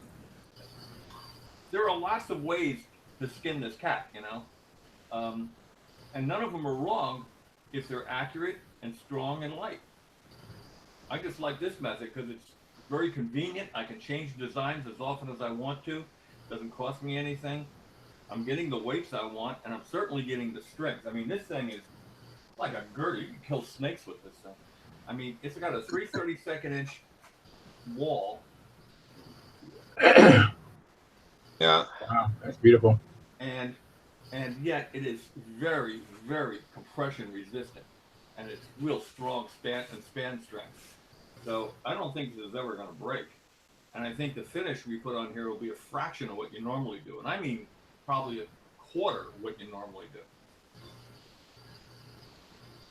do. I don't know if you remember back in the pattern days when Pappas was flying, everybody was flying and stuff. You probably were too. Mm-hmm. There was a guy in Canada, and Ivan Christensen? No, it wasn't Ivan. It was the guy always took second to Ivan. He finally beat him one time or something. But he had an airplane called the Eclipse, and he did a honeycomb wing. Yeah, I remember that. So, well, he wasn't the only one. A number of people did that. Oh, okay. So we did I have one of his airplanes still, and I did the wing up, and I forget what it weighed, but it was like half of the weight of a regular wing. Yeah, because you're cutting out. They just cut out a bunch of sections, and you just leave essentially foam ribs running both directions. Yeah. So a friend of mine, he's like, it can't be coring that wing that you save 8 ounce or 6 ounces or whatever it was. No. So he's like, only thing I can think of is the glue. Yeah, well, air weighs less than glue, foam, or balsa. So the right. Air you can get in there. And so what we ended up doing is that, because he cut cores, he cut a core, and then he had a pattern that put stripes on it, and they took a syringe and just used the same amount of glue you would on the cord wing. Yeah. And the whole wing came out to be within an ounce or so of a cord wing that took a shitload of work to do. Yeah. And it was all in the glue. It wasn't in, you can only save so much in the wood, and, the foam weighs what it weighs, and then it was just the glue. Most people are using way too much glue. I had a friend of mine come over, and he watched me sheet a wing, and he says, "That's all the glue you're using?" It doesn't even seem like there's any glue on it when you're done scraping it off. You scrape it off to the point where it's just damp. I learned from Sparky about shaving the glue off. Yeah, and he said I put on like 5 times that much glue. I said, well, that's 5 times that much weight, So, again, if you're thinking grains instead of grams or ounces, you're going to come up with a lighter airplane. What would you think the weight of the glue weighed on one of your sheeted wings per panel or whatever? That's a good question. I probably knew that years ago, but I stopped. I don't check each wing now because I have a system that works so well. I just make them. I got so many orders to get out that I don't even think about it. I just put on the minimal amount I know will work, and it works. You know. Well, you know, back in the day when doing pattern, we had a a piece of that was like a hard plastic, and we took a file and filed little channels in it, and we always used 1 ounce, pour an ounce out on the wing, and then trowel it and leave them little stripes, and that was supposed to be, you know. But we did 1 ounce, and we finally got it down to about a 1/4 ounce. Yeah, you can. But and the one thing you want to do too is you don't want to put the epoxy on raw balsa wood. You want to sand your skins, top and bottom. You sand the bottom first, and then you vacuum it, and you clean your table, flip it over, and sand the top. And the reason you don't sand the top first and flip it over is if there's any imperfections on your table, you're pressing the top into the imperfections, and you're going to ding it up. So you do the bottom first, sand it, vacuum it, then sand the top and vacuum it, and then you take a swab or some kind of cheap hairspray, Aquanet, cheapest hairspray you can get, and put a light coat of that onto the bottom of the skin, the side that's going to go towards the core. And that's cheap lacquer is all it is. And it will soak up into the wood a little bit, and it'll prevent the epoxy prevent you from having to use too much epoxy. Because, you know, the hairspray, once it's dry, almost weighs nothing. But right. The epoxy weighs quite a bit. So the less epoxy you can get on, the better off you are. And you're right about those rivulets. You're making your screeder or your little trowel with very, very shallow notches, about every 5/16 of an inch. And I mean, not even 64th of an inch deep. Right. And when you spread your epoxy around on the skin, then you start at the root and you scrape front to back, not span-wise. And you scrape off all the epoxy, leaving rivulets running cord-wise. And the reason for that is that the grain in the wood runs span-wise, and you don't want the rivulets of epoxy running span-wise, because if you miss someplace and scrape off too much, then the wood is going to pop up. But if you do it cord-wise, essentially what you're doing is putting in little tiny epoxy ribs that holds the skin down and won't pop up. I would have never thought of that. Yeah, don't ask me how I thought of it. And everything I do is there's a reason for it, because I made some kind of dumb mistake before I learned to do it that way. yeah, that was something that we did back in the 80s with you know, the RC pattern ships. Sure, yeah. We always put the little, you can hardly see them. You have to almost hold them in the light to see them. Yeah, I guess but it really made a difference in how strong the ring was. The other thing people don't think about that makes a tremendous difference in foam wings is block sanding the wing till it's absolutely flat, and that, you know, there's no imperfections anywhere, and then vacuuming everything scrupulously, because you don't want to be gluing to dust. You want to be gluing to the foam. No. A lot of people glue to dust, and that's why they get separation. Yeah, it doesn't take, when you're using very little glue, it doesn't take too much dust to soak up all the glue. Exactly right. And you know, you've got to be scrupulous with the skin of the balsa, get all the dust off the balsa and all the dust off the foam, and then you get a better bond. Gerald Shamp, when I lived in Eugene, Oregon, I built a SIG P51, that foam wing job. That was the first foaming I ever did. You know what I glued the wing skins on with? White glue. Mm. Man, that thing was a turd. Yeah. Everybody, you know, when you tell them they say, "Well, that's got to be heavy." Well, it's the lightest thing I found. We tried spray cements, you know, the 77. 3M77. Yeah, before they changed the formula where it would pack foam. We tried that. It was like twice the weight of the epoxy or more. And of course, any of those contact cements, once they dry out, they delaminate. So, you know, later on in life, we had airplanes with delamination of the skin. Yeah. Epoxy is the lightest thing I've ever, and I've tried every possible adhesive. I've had carpet adhesive guys in my shop, and I've had industrial adhesives. We've tried everything. And the best thing I've found is Epoxy finishing resin. It's available, and it's not that expensive, and it works great. It gives you enough working time. Ford West Systems with the 206 hardener, that works well too. Easy Lamp finishing resin from aerospace, same stuff. I've used a lot of that too. That works good. Yeah, this, We Epoxy, from Frank Diano and I are good friends, and he'll send stuff out to me, the same day. So, and he gives me a good break. So I'll just use his products. They're good. we've got some marine shops, boat supplies. I think you can get a lot of the different finishing resins from them too. Hobby Epoxy. Remember Hobby Epoxy? I do. That was actually an offshoot. A guy named Dev Smith was their manufacturer's rep, and they were actually Pettit Paint Company, and they made boat paints and boat adhesives. And he said, you could formulate something here or just repackage one of these products. Formula 3 glue was nothing but a boat product that he repackaged and sold to the model airplane industry.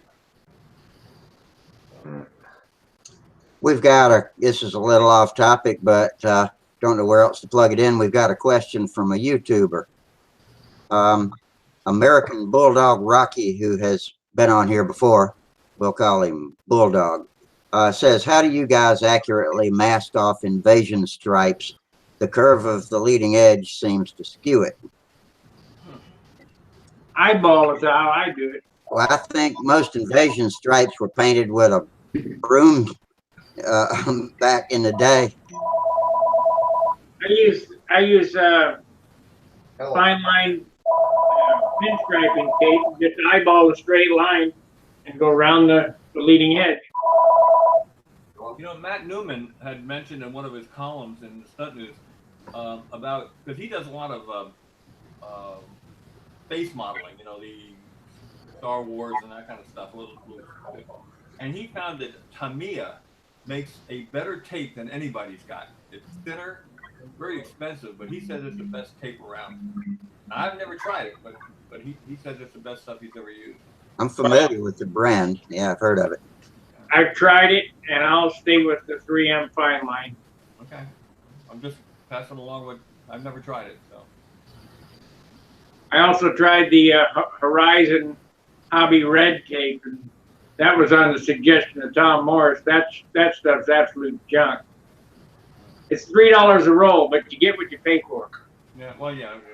Well, remember, guys, we talk about buying things and how much they cost. There really is only one hobby: spending money. Yeah.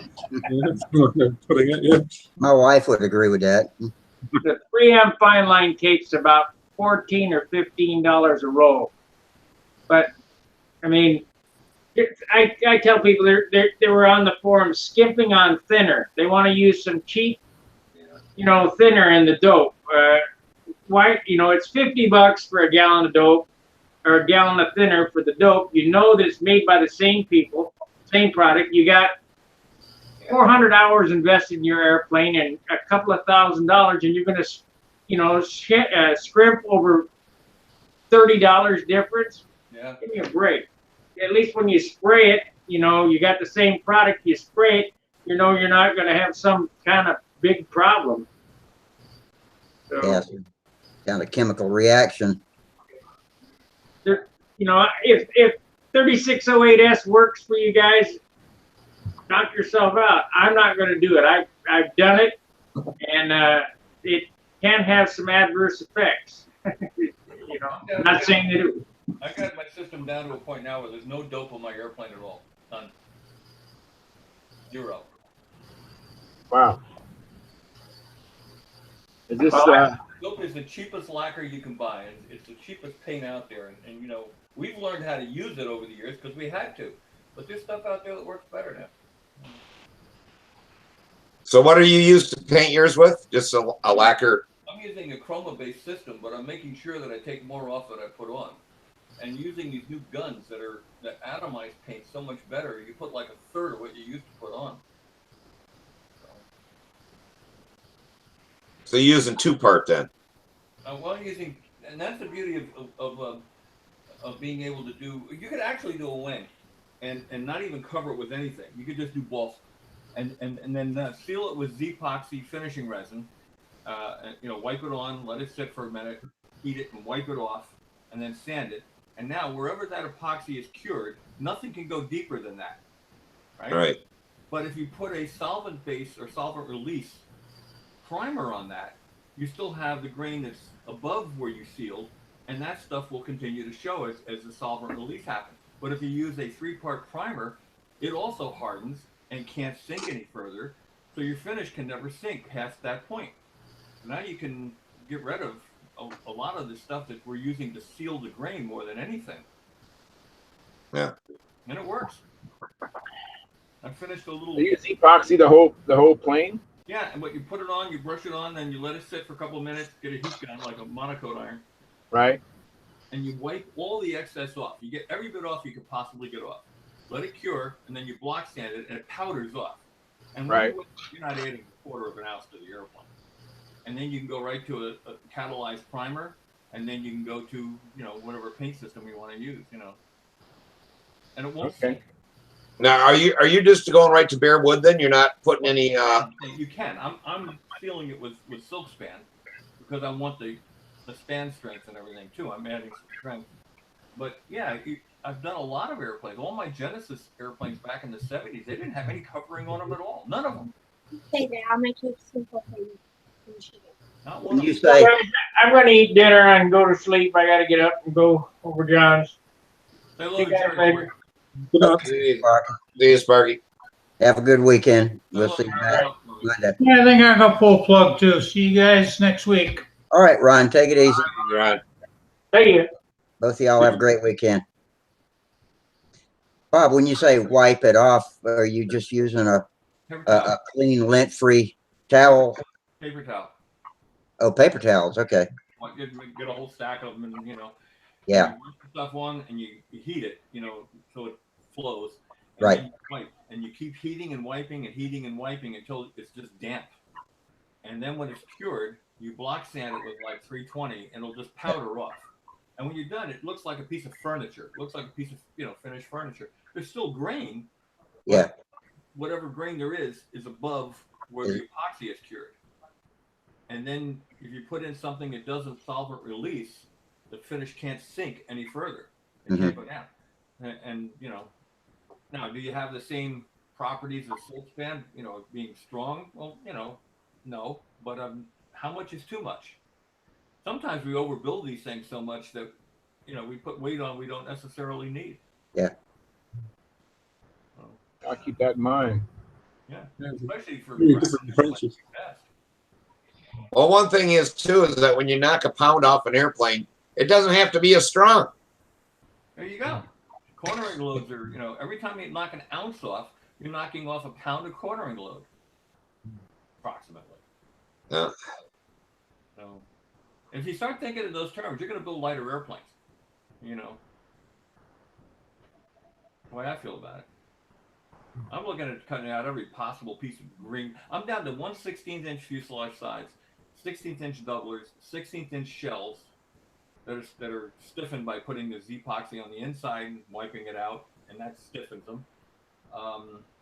Using as light a wood as I can or as thin a wood as I can on the wings. Trying to get rid of all the structure. We have too much structure and too much material in our airplanes. You look at a Strega, I was telling Charles the other day, you look at a Strega, it's impressive to see that much balsa wood in the air at one time, but it's just not necessary. Yeah, it's a lot of balsa, that's for sure. Yeah. I grew up around Larry Scarinzi and Red Reinhardt, and they built the most minimal airplanes you could possibly imagine, and they were feather light, and they flew good. They flew great. So, Hey, Bob, have you seen Rich lately? we're going to see Rich this coming week. We're going to have lunch with him. Oh, okay. Well, maybe we'll get a report then I will give you a report. next week and stuff. But tell him I said hi and try to talk him into getting a cell phone or something where he's got messaging. Because I know he doesn't, last time I talked to him on the phone, he didn't want to talk on the phone. He can't do typing and things like that either. There's a disconnect. Oh. Yeah. So he's pretty much incommunicado. He's very frustrated because he was a very eloquent speaker. How he knew words, and now that he can't speak like that anymore or communicate using a typewriter or text or whatever, or email, he's very frustrated. Oh boy, that sounds horrible. Yeah. let him know that Samantha moves into her dorm next Thursday, because he was always on her about going to college and getting her grades and stuff like that. I'll tell him. And tell him that she was in high honors and stuff, and so basically she's got like 2 years of college paid for. So tell him he doesn't have to adopt her now and pay for her college, because that was always the thing. She's always saying, you got to adopt me and pay for my college. But yeah, let him know that she's doing good, and I wish we could talk to him more and stuff, see him. But such a good guy. I mean, he really is. He's done so much for me and my family, and he used to come down here every week. He and John DeTavio would come down for a whole day and build in the shop. We're building airplanes here, and sometimes Buddy Weeder would be down here working on his airplane, or Frankie Embriaco, and we had a party. It was a lot of fun. whatever happened to John DeTavio's electric airplane? It's downstairs in my shop. That should be finished. Well, actually, you remember Joey Perovich? Anybody remember Joe Perovich? Friend of No. mine who used to fly years ago. He actually wants to buy it, and Nick was kind of on the fence about selling it because it was his dad's last airplane, and I understood that. If you want to see it, I can go get it. Yeah, I'd love to see it. I'd love to see it. I seen pictures when he was getting ready to put the wing in, and it was all on your table and stuff, but I never seen it pass. I mean, it doesn't have the canopy on it yet. That goes on after. And it doesn't have the landing gear in yet.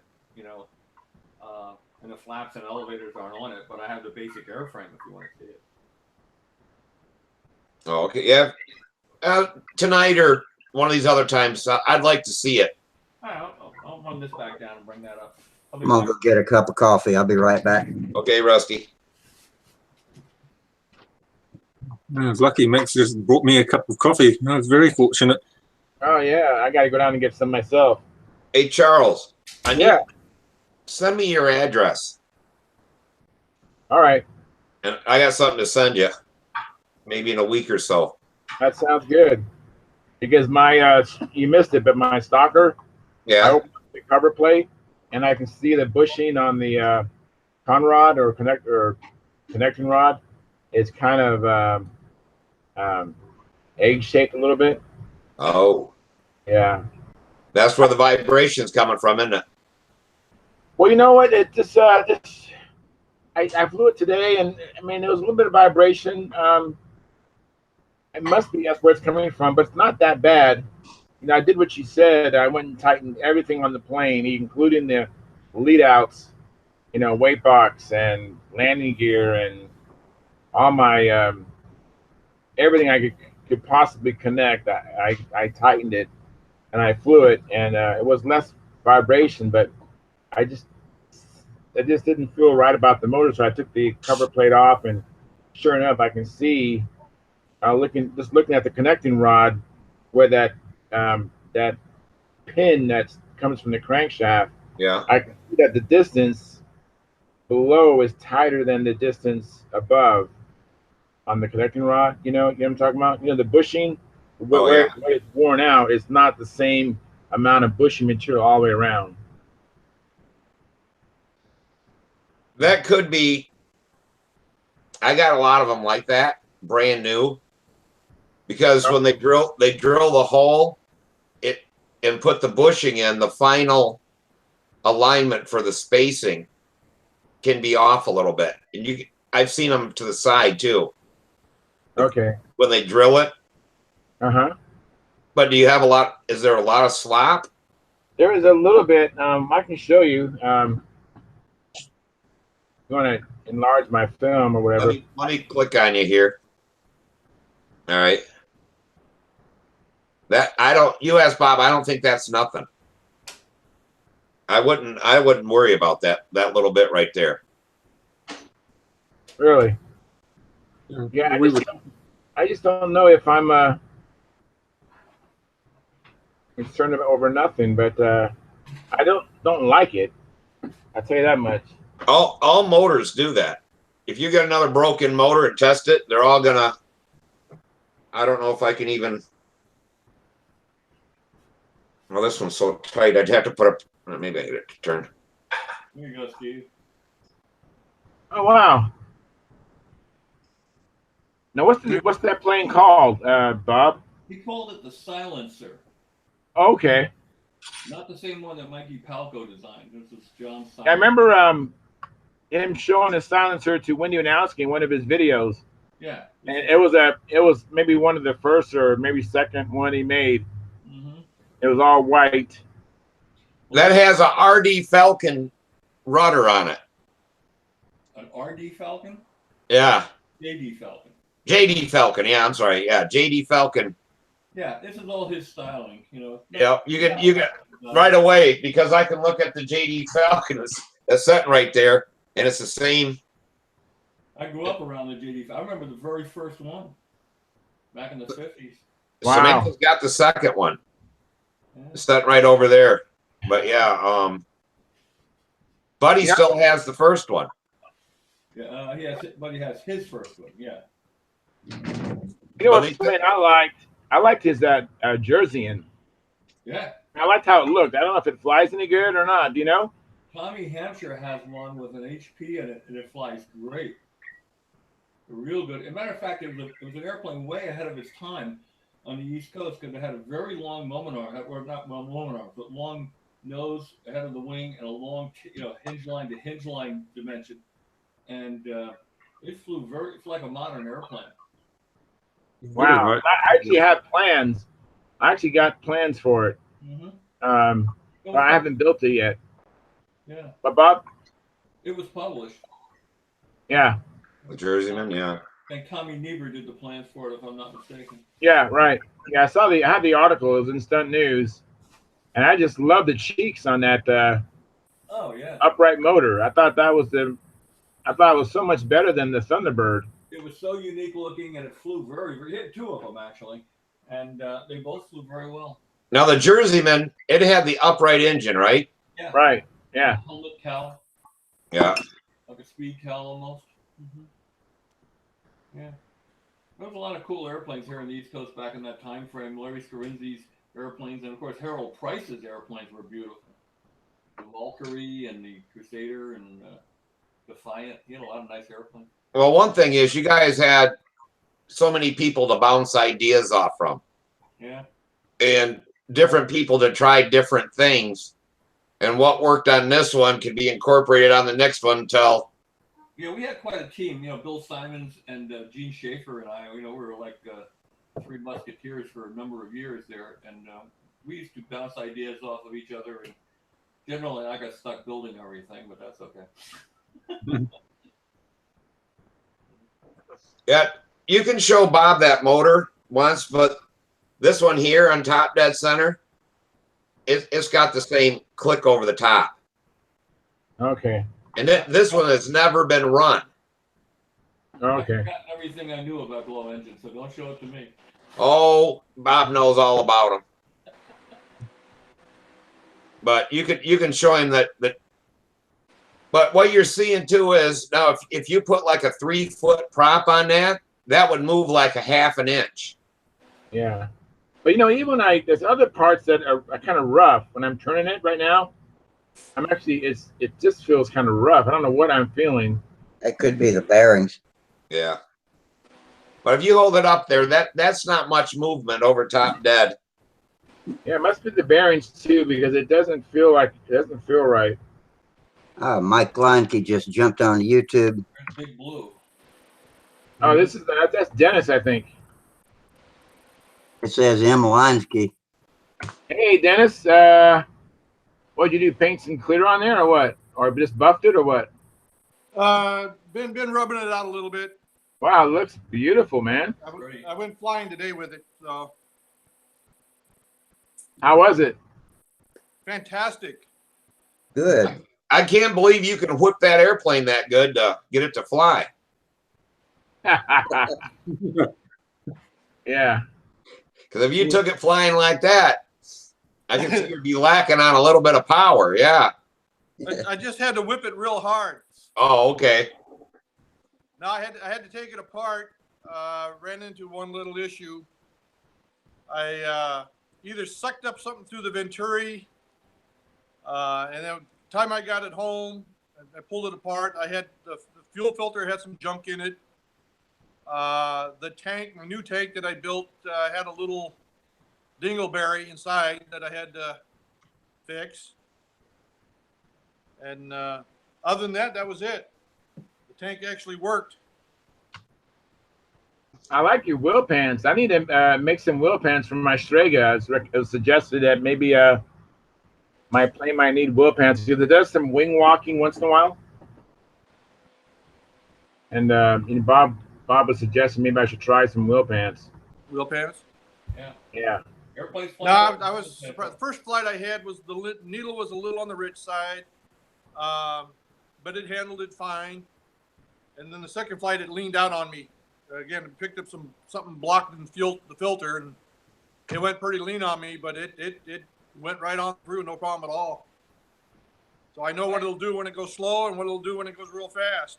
Now, That happens with my batteries. I hate it when that happens, when they get something in there and tries to go through the yeah. I just never been able to find a little brush or whatever to clean out them tubes where them little electrons come through. Yeah, really.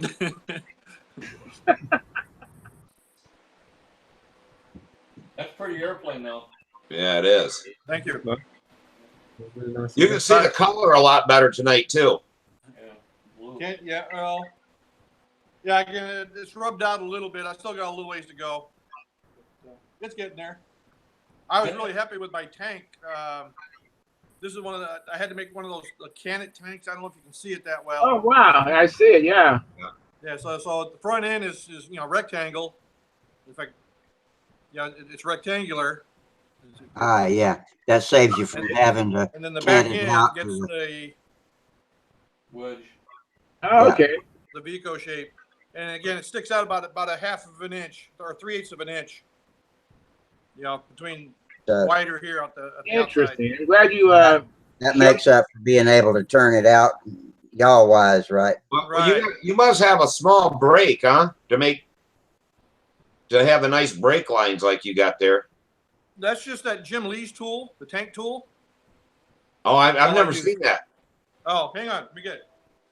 While he's gone, Mike Leinke checked in over on YouTube. He says the weather's not looking too good in Paducah, and so they might bail on that. Got thunderstorms, that sort of things. Okay. This is the bending tank building tool, Oh, okay. So and all it is just two steel bars, and it's got Allen screws at each end that you just clamp your tin in between. Oh, okay. Yeah, just a mini brake because a big brake you step down on a pedal and push them two pieces of metal together and Yeah, and Yeah, I just used flip to it in. work I one just of bend them. it over with my fingers. yeah. Yeah, I used to work one of them big brakes with Yeah. 48 inch stainless steel. I had muscles back then. Yeah. Oh, for you guys remember my lawnmower? Yeah. No. What's wrong with it? I have a stuck valve, Uh, Oh. sticky valve, and that's what's exhaust backfired valve. a few cars. Exhaust valve, right? No, intake valve. Well, was it really? Yeah, intake valve sticking. And it's backfiring. But yeah, so No, now it was backfiring through the carburetor. Is that Yeah. right? Yeah, I got you. Okay, I didn't realize that before. yeah, it was backfiring through the carburetor. Now I just gotta find, or I'm gonna have to make me up a little tool to compress the valve springs to get that out of there, clean everything up. But Yeah. I'm gonna take this airplane back down to my shop where it gets dinged up. all right, yeah, All you right. gotta someone's gotta finish that or whatever. Yeah, Joey Perovich will finish it. He'll do a good job. I'll bring something else up that you haven't seen in a while. Okay. All right. Yeah, please do. Hey, Steve, I was away getting coffee when he told us about that plane. What's it called? Silencer. Silencer. Okay. Very Yeah, nice. they might go Sunday. The weather forecast looks a little bit better. We're talking about in Paducah, Kentucky. So he says it's only a 2-hour drive for him, so they might go just fly PA. Oh, on Sunday. Yeah, I'm going to Detroit. Actually, Romulus there for the Detroit contest tomorrow. go visit. It was a 2-day deal. But it's always the same weekend as, well, no, it wasn't either. What was the one in, it was Billy Werwage's one in the fall of the year, the same as Paducah. And it's now they changed stuff around and it's still on the same weekend. There's just not enough weekends after the Nats to get the things in. Now that plane looks bluer than it used to look. For some reason, I remember it looking black. Yeah, Yeah. that's what I said earlier. Maybe you're gone that, but you can really see the color in it now. Yeah, it I'm, looks I'm probably beautiful. directly under the light too. So Yeah, yeah. It looks like what is it? Insignia blue now. Yeah. yeah. As you said, that's what the name of the color was, right? Yes. You know, Dennis, I saw you had another plane called Big Blue. Was it that a Corsair? Yeah, that was an old Corsair that I built several years ago when I first got back into the hobby. It was just something to play with. How big was it? I couldn't tell the size of it. It's got a 56-inch wingspan. Oh, wow. It's got a Super Tiger G90 in it. Wow. It weighs about 4 pounds. That's the engine weighed 4 pounds, or the Well, plane the weighed 4 plane pounds? weighs 4 pounds. The engine weighs probably about 1.5 pounds. I have it here. Let me go get it. All righty. And we got a regular show and tell coming and going tonight. This is cool. Almost like being there. Almost, except lucky for y'all, I can't touch them. When Dave Wenzel brought a little half-A plane to Huntersville a couple of years ago, because he'd looked at my YouTube channel and seen me flying a little Satan and decided if anybody was going to try this little plane, I forget what it was, but it was an old one covered with silk span. And so when I finally got to Huntersville, he handed it to me, and I'm holding it, and my thumb went through the wing. I was so embarrassed, and he was, of course, going to judge me flying the next day. This here, Big Blue. Hey, I'm so glad it was Dennis. I didn't want to ask you what happened to it in case you was going to say that it crashed. So I'm glad to see that it's still around. No, I don't fly it anymore. Wow. That's pretty cool. Oh, I was about to ask if anybody had ever successfully built a PA ship with the dihedral in it. You know who did a really good job too, in addition to Dennis, is Kirk Mullinex. And his controls are actually internal, were inside. And he actually manipulated somehow to go through the gull wing and all that. Or yeah. I saw it at Golden State one year. Yeah, that's a pretty plane. I might have pictures of his plane, but that looks good. So you had a G90 in there, huh? What's that? You said you had a G90? Yeah, G90. Holy shit. What's a G90? Who makes that? It's a Super Tiger. Super Tiger, yeah. So is that a big heavy motor too, or what? Yeah, Oh. it's the big beast of a motor. Yeah. Wow. How much did it weigh? That stab didn't flex a little bit over when you 4 rubbed it. pounds. Say it again. Okay. It weighed a little over 4 pounds. That stab didn't flex a bit when you rubbed it either. That looks like a good stiff, Right. Well, this thing's stiff solid. airframe. So that it only weighed about 68 ounces, all up with a 90 in it. Yeah. Wow, that ain't bad. You did good. 60 ships that weigh that much. You know, the G90 is based on the S60. It's a 60 case in the old days, so you could still buy a G60 that was the same weight as the 90. Oh, Okay. and Bob is showing us, or he has a crossfire up too. When you guys are done talking about that. Sure, absolutely, yeah. Let me ask you a question since it's sitting there. Why are the axles on the landing gear, on wing mounted landing gear, always bent to the inside? That's because that's where I located the landing blocks, the landing gear blocks. Because normally they come almost straight down. Yeah.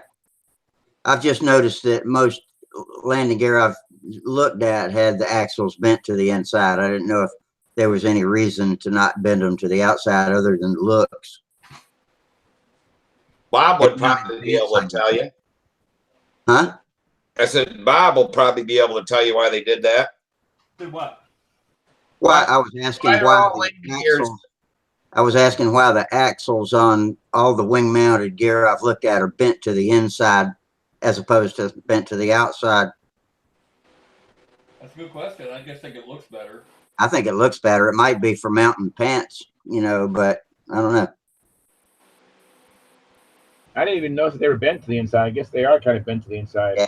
Yeah, I noticed that too. That like when you have the fuse mounted gears, they're always on the outside. They don't put them on the inside. But with wire, the wheels are on the inside of the bend.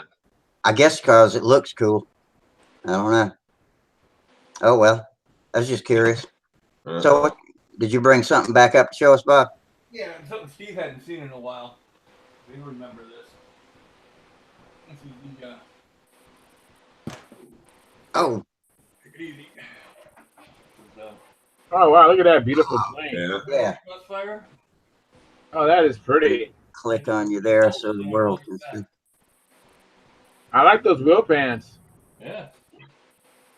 Oh yeah. You have to see it in person.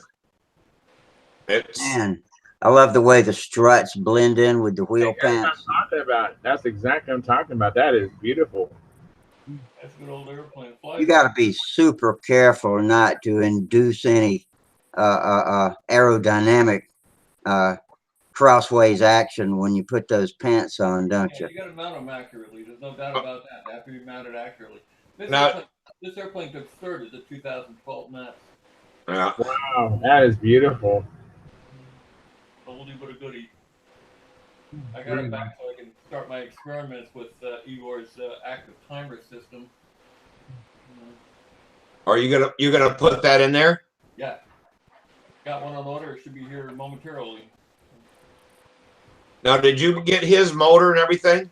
No, I'm going to use the plet. He uses an axis. I'm going to use a plet. Oh, the rear end is opened up. I didn't realize that. I noticed that.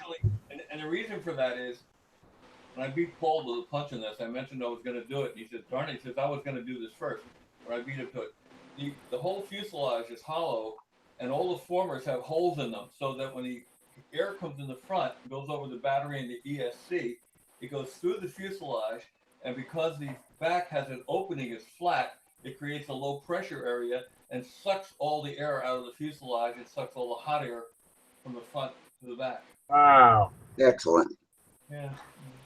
So are you using that 18 that Walker is using in his plane now? Yeah, we can see straight down it when you showed it to the camera that time.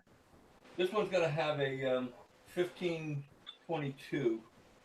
Oh, 15. That's what I meant.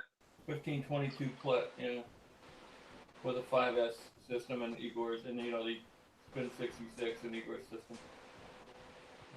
Right now, it's got a human system in it. Yeah. That's going away. That is nice. Yeah, thanks. I even like you even put finish on the inside the fuselage, huh, on the back. A little bit, yeah. Hard to look halfway decent, Do you still have your twins? Some of your twins? No, I sold the twin to Jerry Hout, both twins to Jerry Hout, in a weak moment. That was kind of like I had to get the twin thing out of my system. I probably will build another twin, but it probably won't be a retract twin. That's just too much going on there. And everybody said, "Boy, I love it when the gear comes up." And I said, "Yeah, well, I love it when the gear goes down." And if you ever had it not come down, it would be. Well, maybe you can talk Jerry into it, but the guy there from Brazil is now building like the Igor timer or whatever you want to call that kind of timer. Be ready. Yeah. What? We got an answer. We got an answer on my question. Sorry. We got an answer on my wheel pan axle question. Mike Lunke says because they retract into the wing on real planes, so it looks real, and for wheel pants. Yeah, that probably makes a lot of sense right there. Yeah, and for wheel pants or spats. Okay. Yeah, because I'd like to try that twin one Freddie has or whatever with the retract deal in it, and see just how that works. I learned a lot about retracts. When I got into doing the retract, Buddy and I and Rick Huff and Frank McMillan, we all did retract twins. We learned a lot about them, and one of the things I learned was that they're fine when you retract the gear straight forward or back, but not in like a Mustang retract or like something. And the reason for that is that it's hard to get it to get a gear door that's going to seal and stay sealed and not change the airfoil. Paul tried it, and he said that he had discarded it because he couldn't get a consistent sealing of the doors, and if he left the wheel well open, it would disturb the airflow enough that it would affect the way the airplane landed.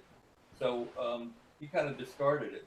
But if you retract them straight back or straight forward, and like a retractable practical thing, right? With the two mains were back here, and the nose is up here, and they went this way. See? And that was fine because it didn't disturb the airflow. But if you put them into the wing over a long period, a long section with open bay there to get the gear strut up in there, it would affect the airflow. Okay. Yeah. I was always curious why. I mean, I always thought it was cool. I saw your twin. I was retracted up front. I just thought it was so cool looking. Yeah, it's fun. And the other problem is with the weight of the wheel on the strut, and you do an inside maneuver, the wheel's inertia when an inside loop will push down and push the gear door out of the wing, unless you have some kind of a locking mechanism, and that will disturb the airfoil too. It's amazing how little a disturbance of the airfoil will affect the flight of the airplane. Yeah. Now that we've seen cameras mounted on planes that show the elevator and flaps working, I've been amazed at how little they move. I think Shug did a video on it, and somebody else did too recently. It's amazing of how little you move it to do a loop or corner. Yeah. Oh yeah, but you watch everybody when they test their airplane, that some bitch got like 12 inches of travel in it. Oh yeah. 45 degrees. Yeah. Which was standard for many years. Yeah. I had some. Look at some of those Senko sharks. They got about 80 degrees of travel. Oh yeah. Yeah, and I don't know why they have so much. And you notice how fast it goes into, how the speed of the system?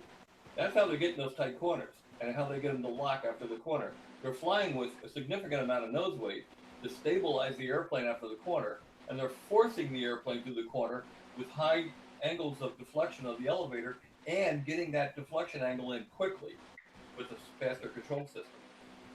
Oh, okay.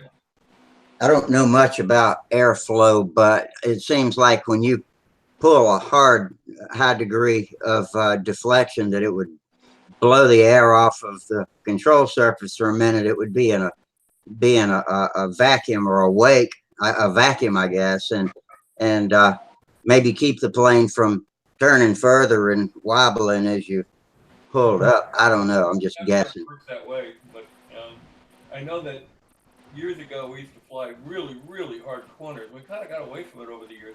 And the way we did it was flying a slightly nose-heavy airplane that would stabilize after a corner, and then forcing the airplane to turn the corner by using larger elevators and more span of the elevator and quicker control. So that when you start to put the control in, the elevator moves more quickly, and it gets the airplane around the corner quicker, and then it stabilizes after you neutralize because of the nose weight.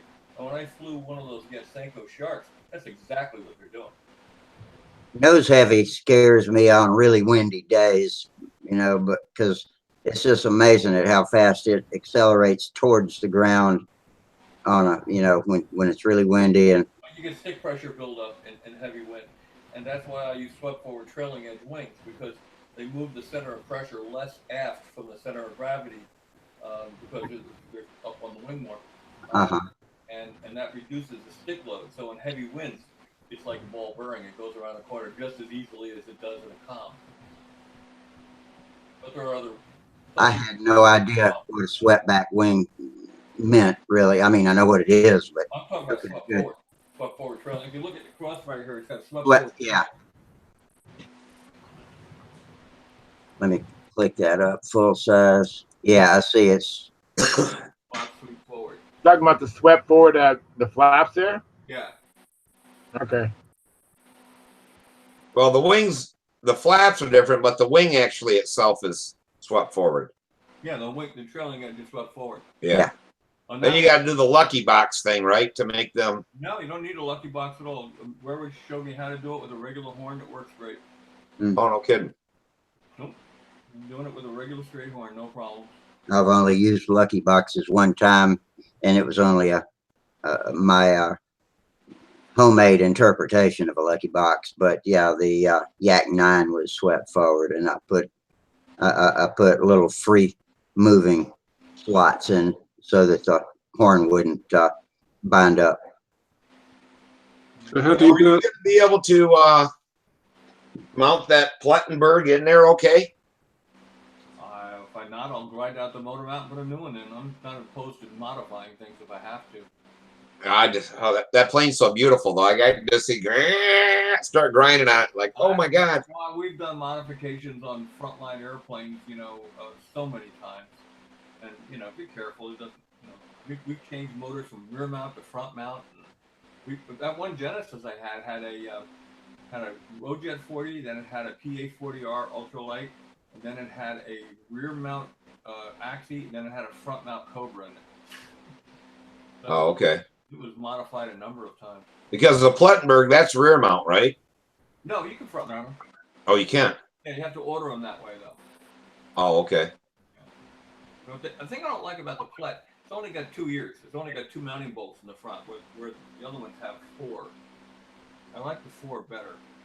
That's I was talking to the Smith brothers there from Florida, and they use the Plettenberg, and they were showing me how their mounting system. And I don't know if he said they've never had a failure. It's never loosened anything. What they would do what now? With the Plettenberg and only the 2 bolts. That's the reason why I went and buy one. I'm like, I ain't putting that thing. I'm a little leery. I was talking to Walker the other day. We had a long talk, and he convinced me to try one. So I'm getting the 1522. He convinced me not to go 6S because I'm building a lighter airplane, a smaller airplane. He said you can get away with the 5S system, the Plet 1522, and it'll be a little lighter system. He convinced me that the Plet's the way to go. Yeah, I didn't do it. But yeah, I didn't care for how it mounted with two little teeny 3mm screws. Yeah, that's a little scary. But it has like a plate on there. It's kind of wide to where it can't wobble. And they said it's just, it's like anything else when you build a house. You got a small piece, where you can do like this. But if you got something wide, it can't move like that. Yeah, I know. I agree. I mean, it scares me a little bit too, but I'm going to try it because Walker says he's been using it for all along, no problems, and I can't argue with that. So. Well, that's what the Smith brothers said too. Is that they know Walker and stuff like that, and they've been using it. That one airplane, I forget how many thousands of flights it has on there with that system in it, and he said it's 3 years old and they've never had a problem. Now the other thing is they said is that Smith Brothers, they're using the Venom battery. I don't know if you've ever seen these. No, I don't use anything but Hyperion.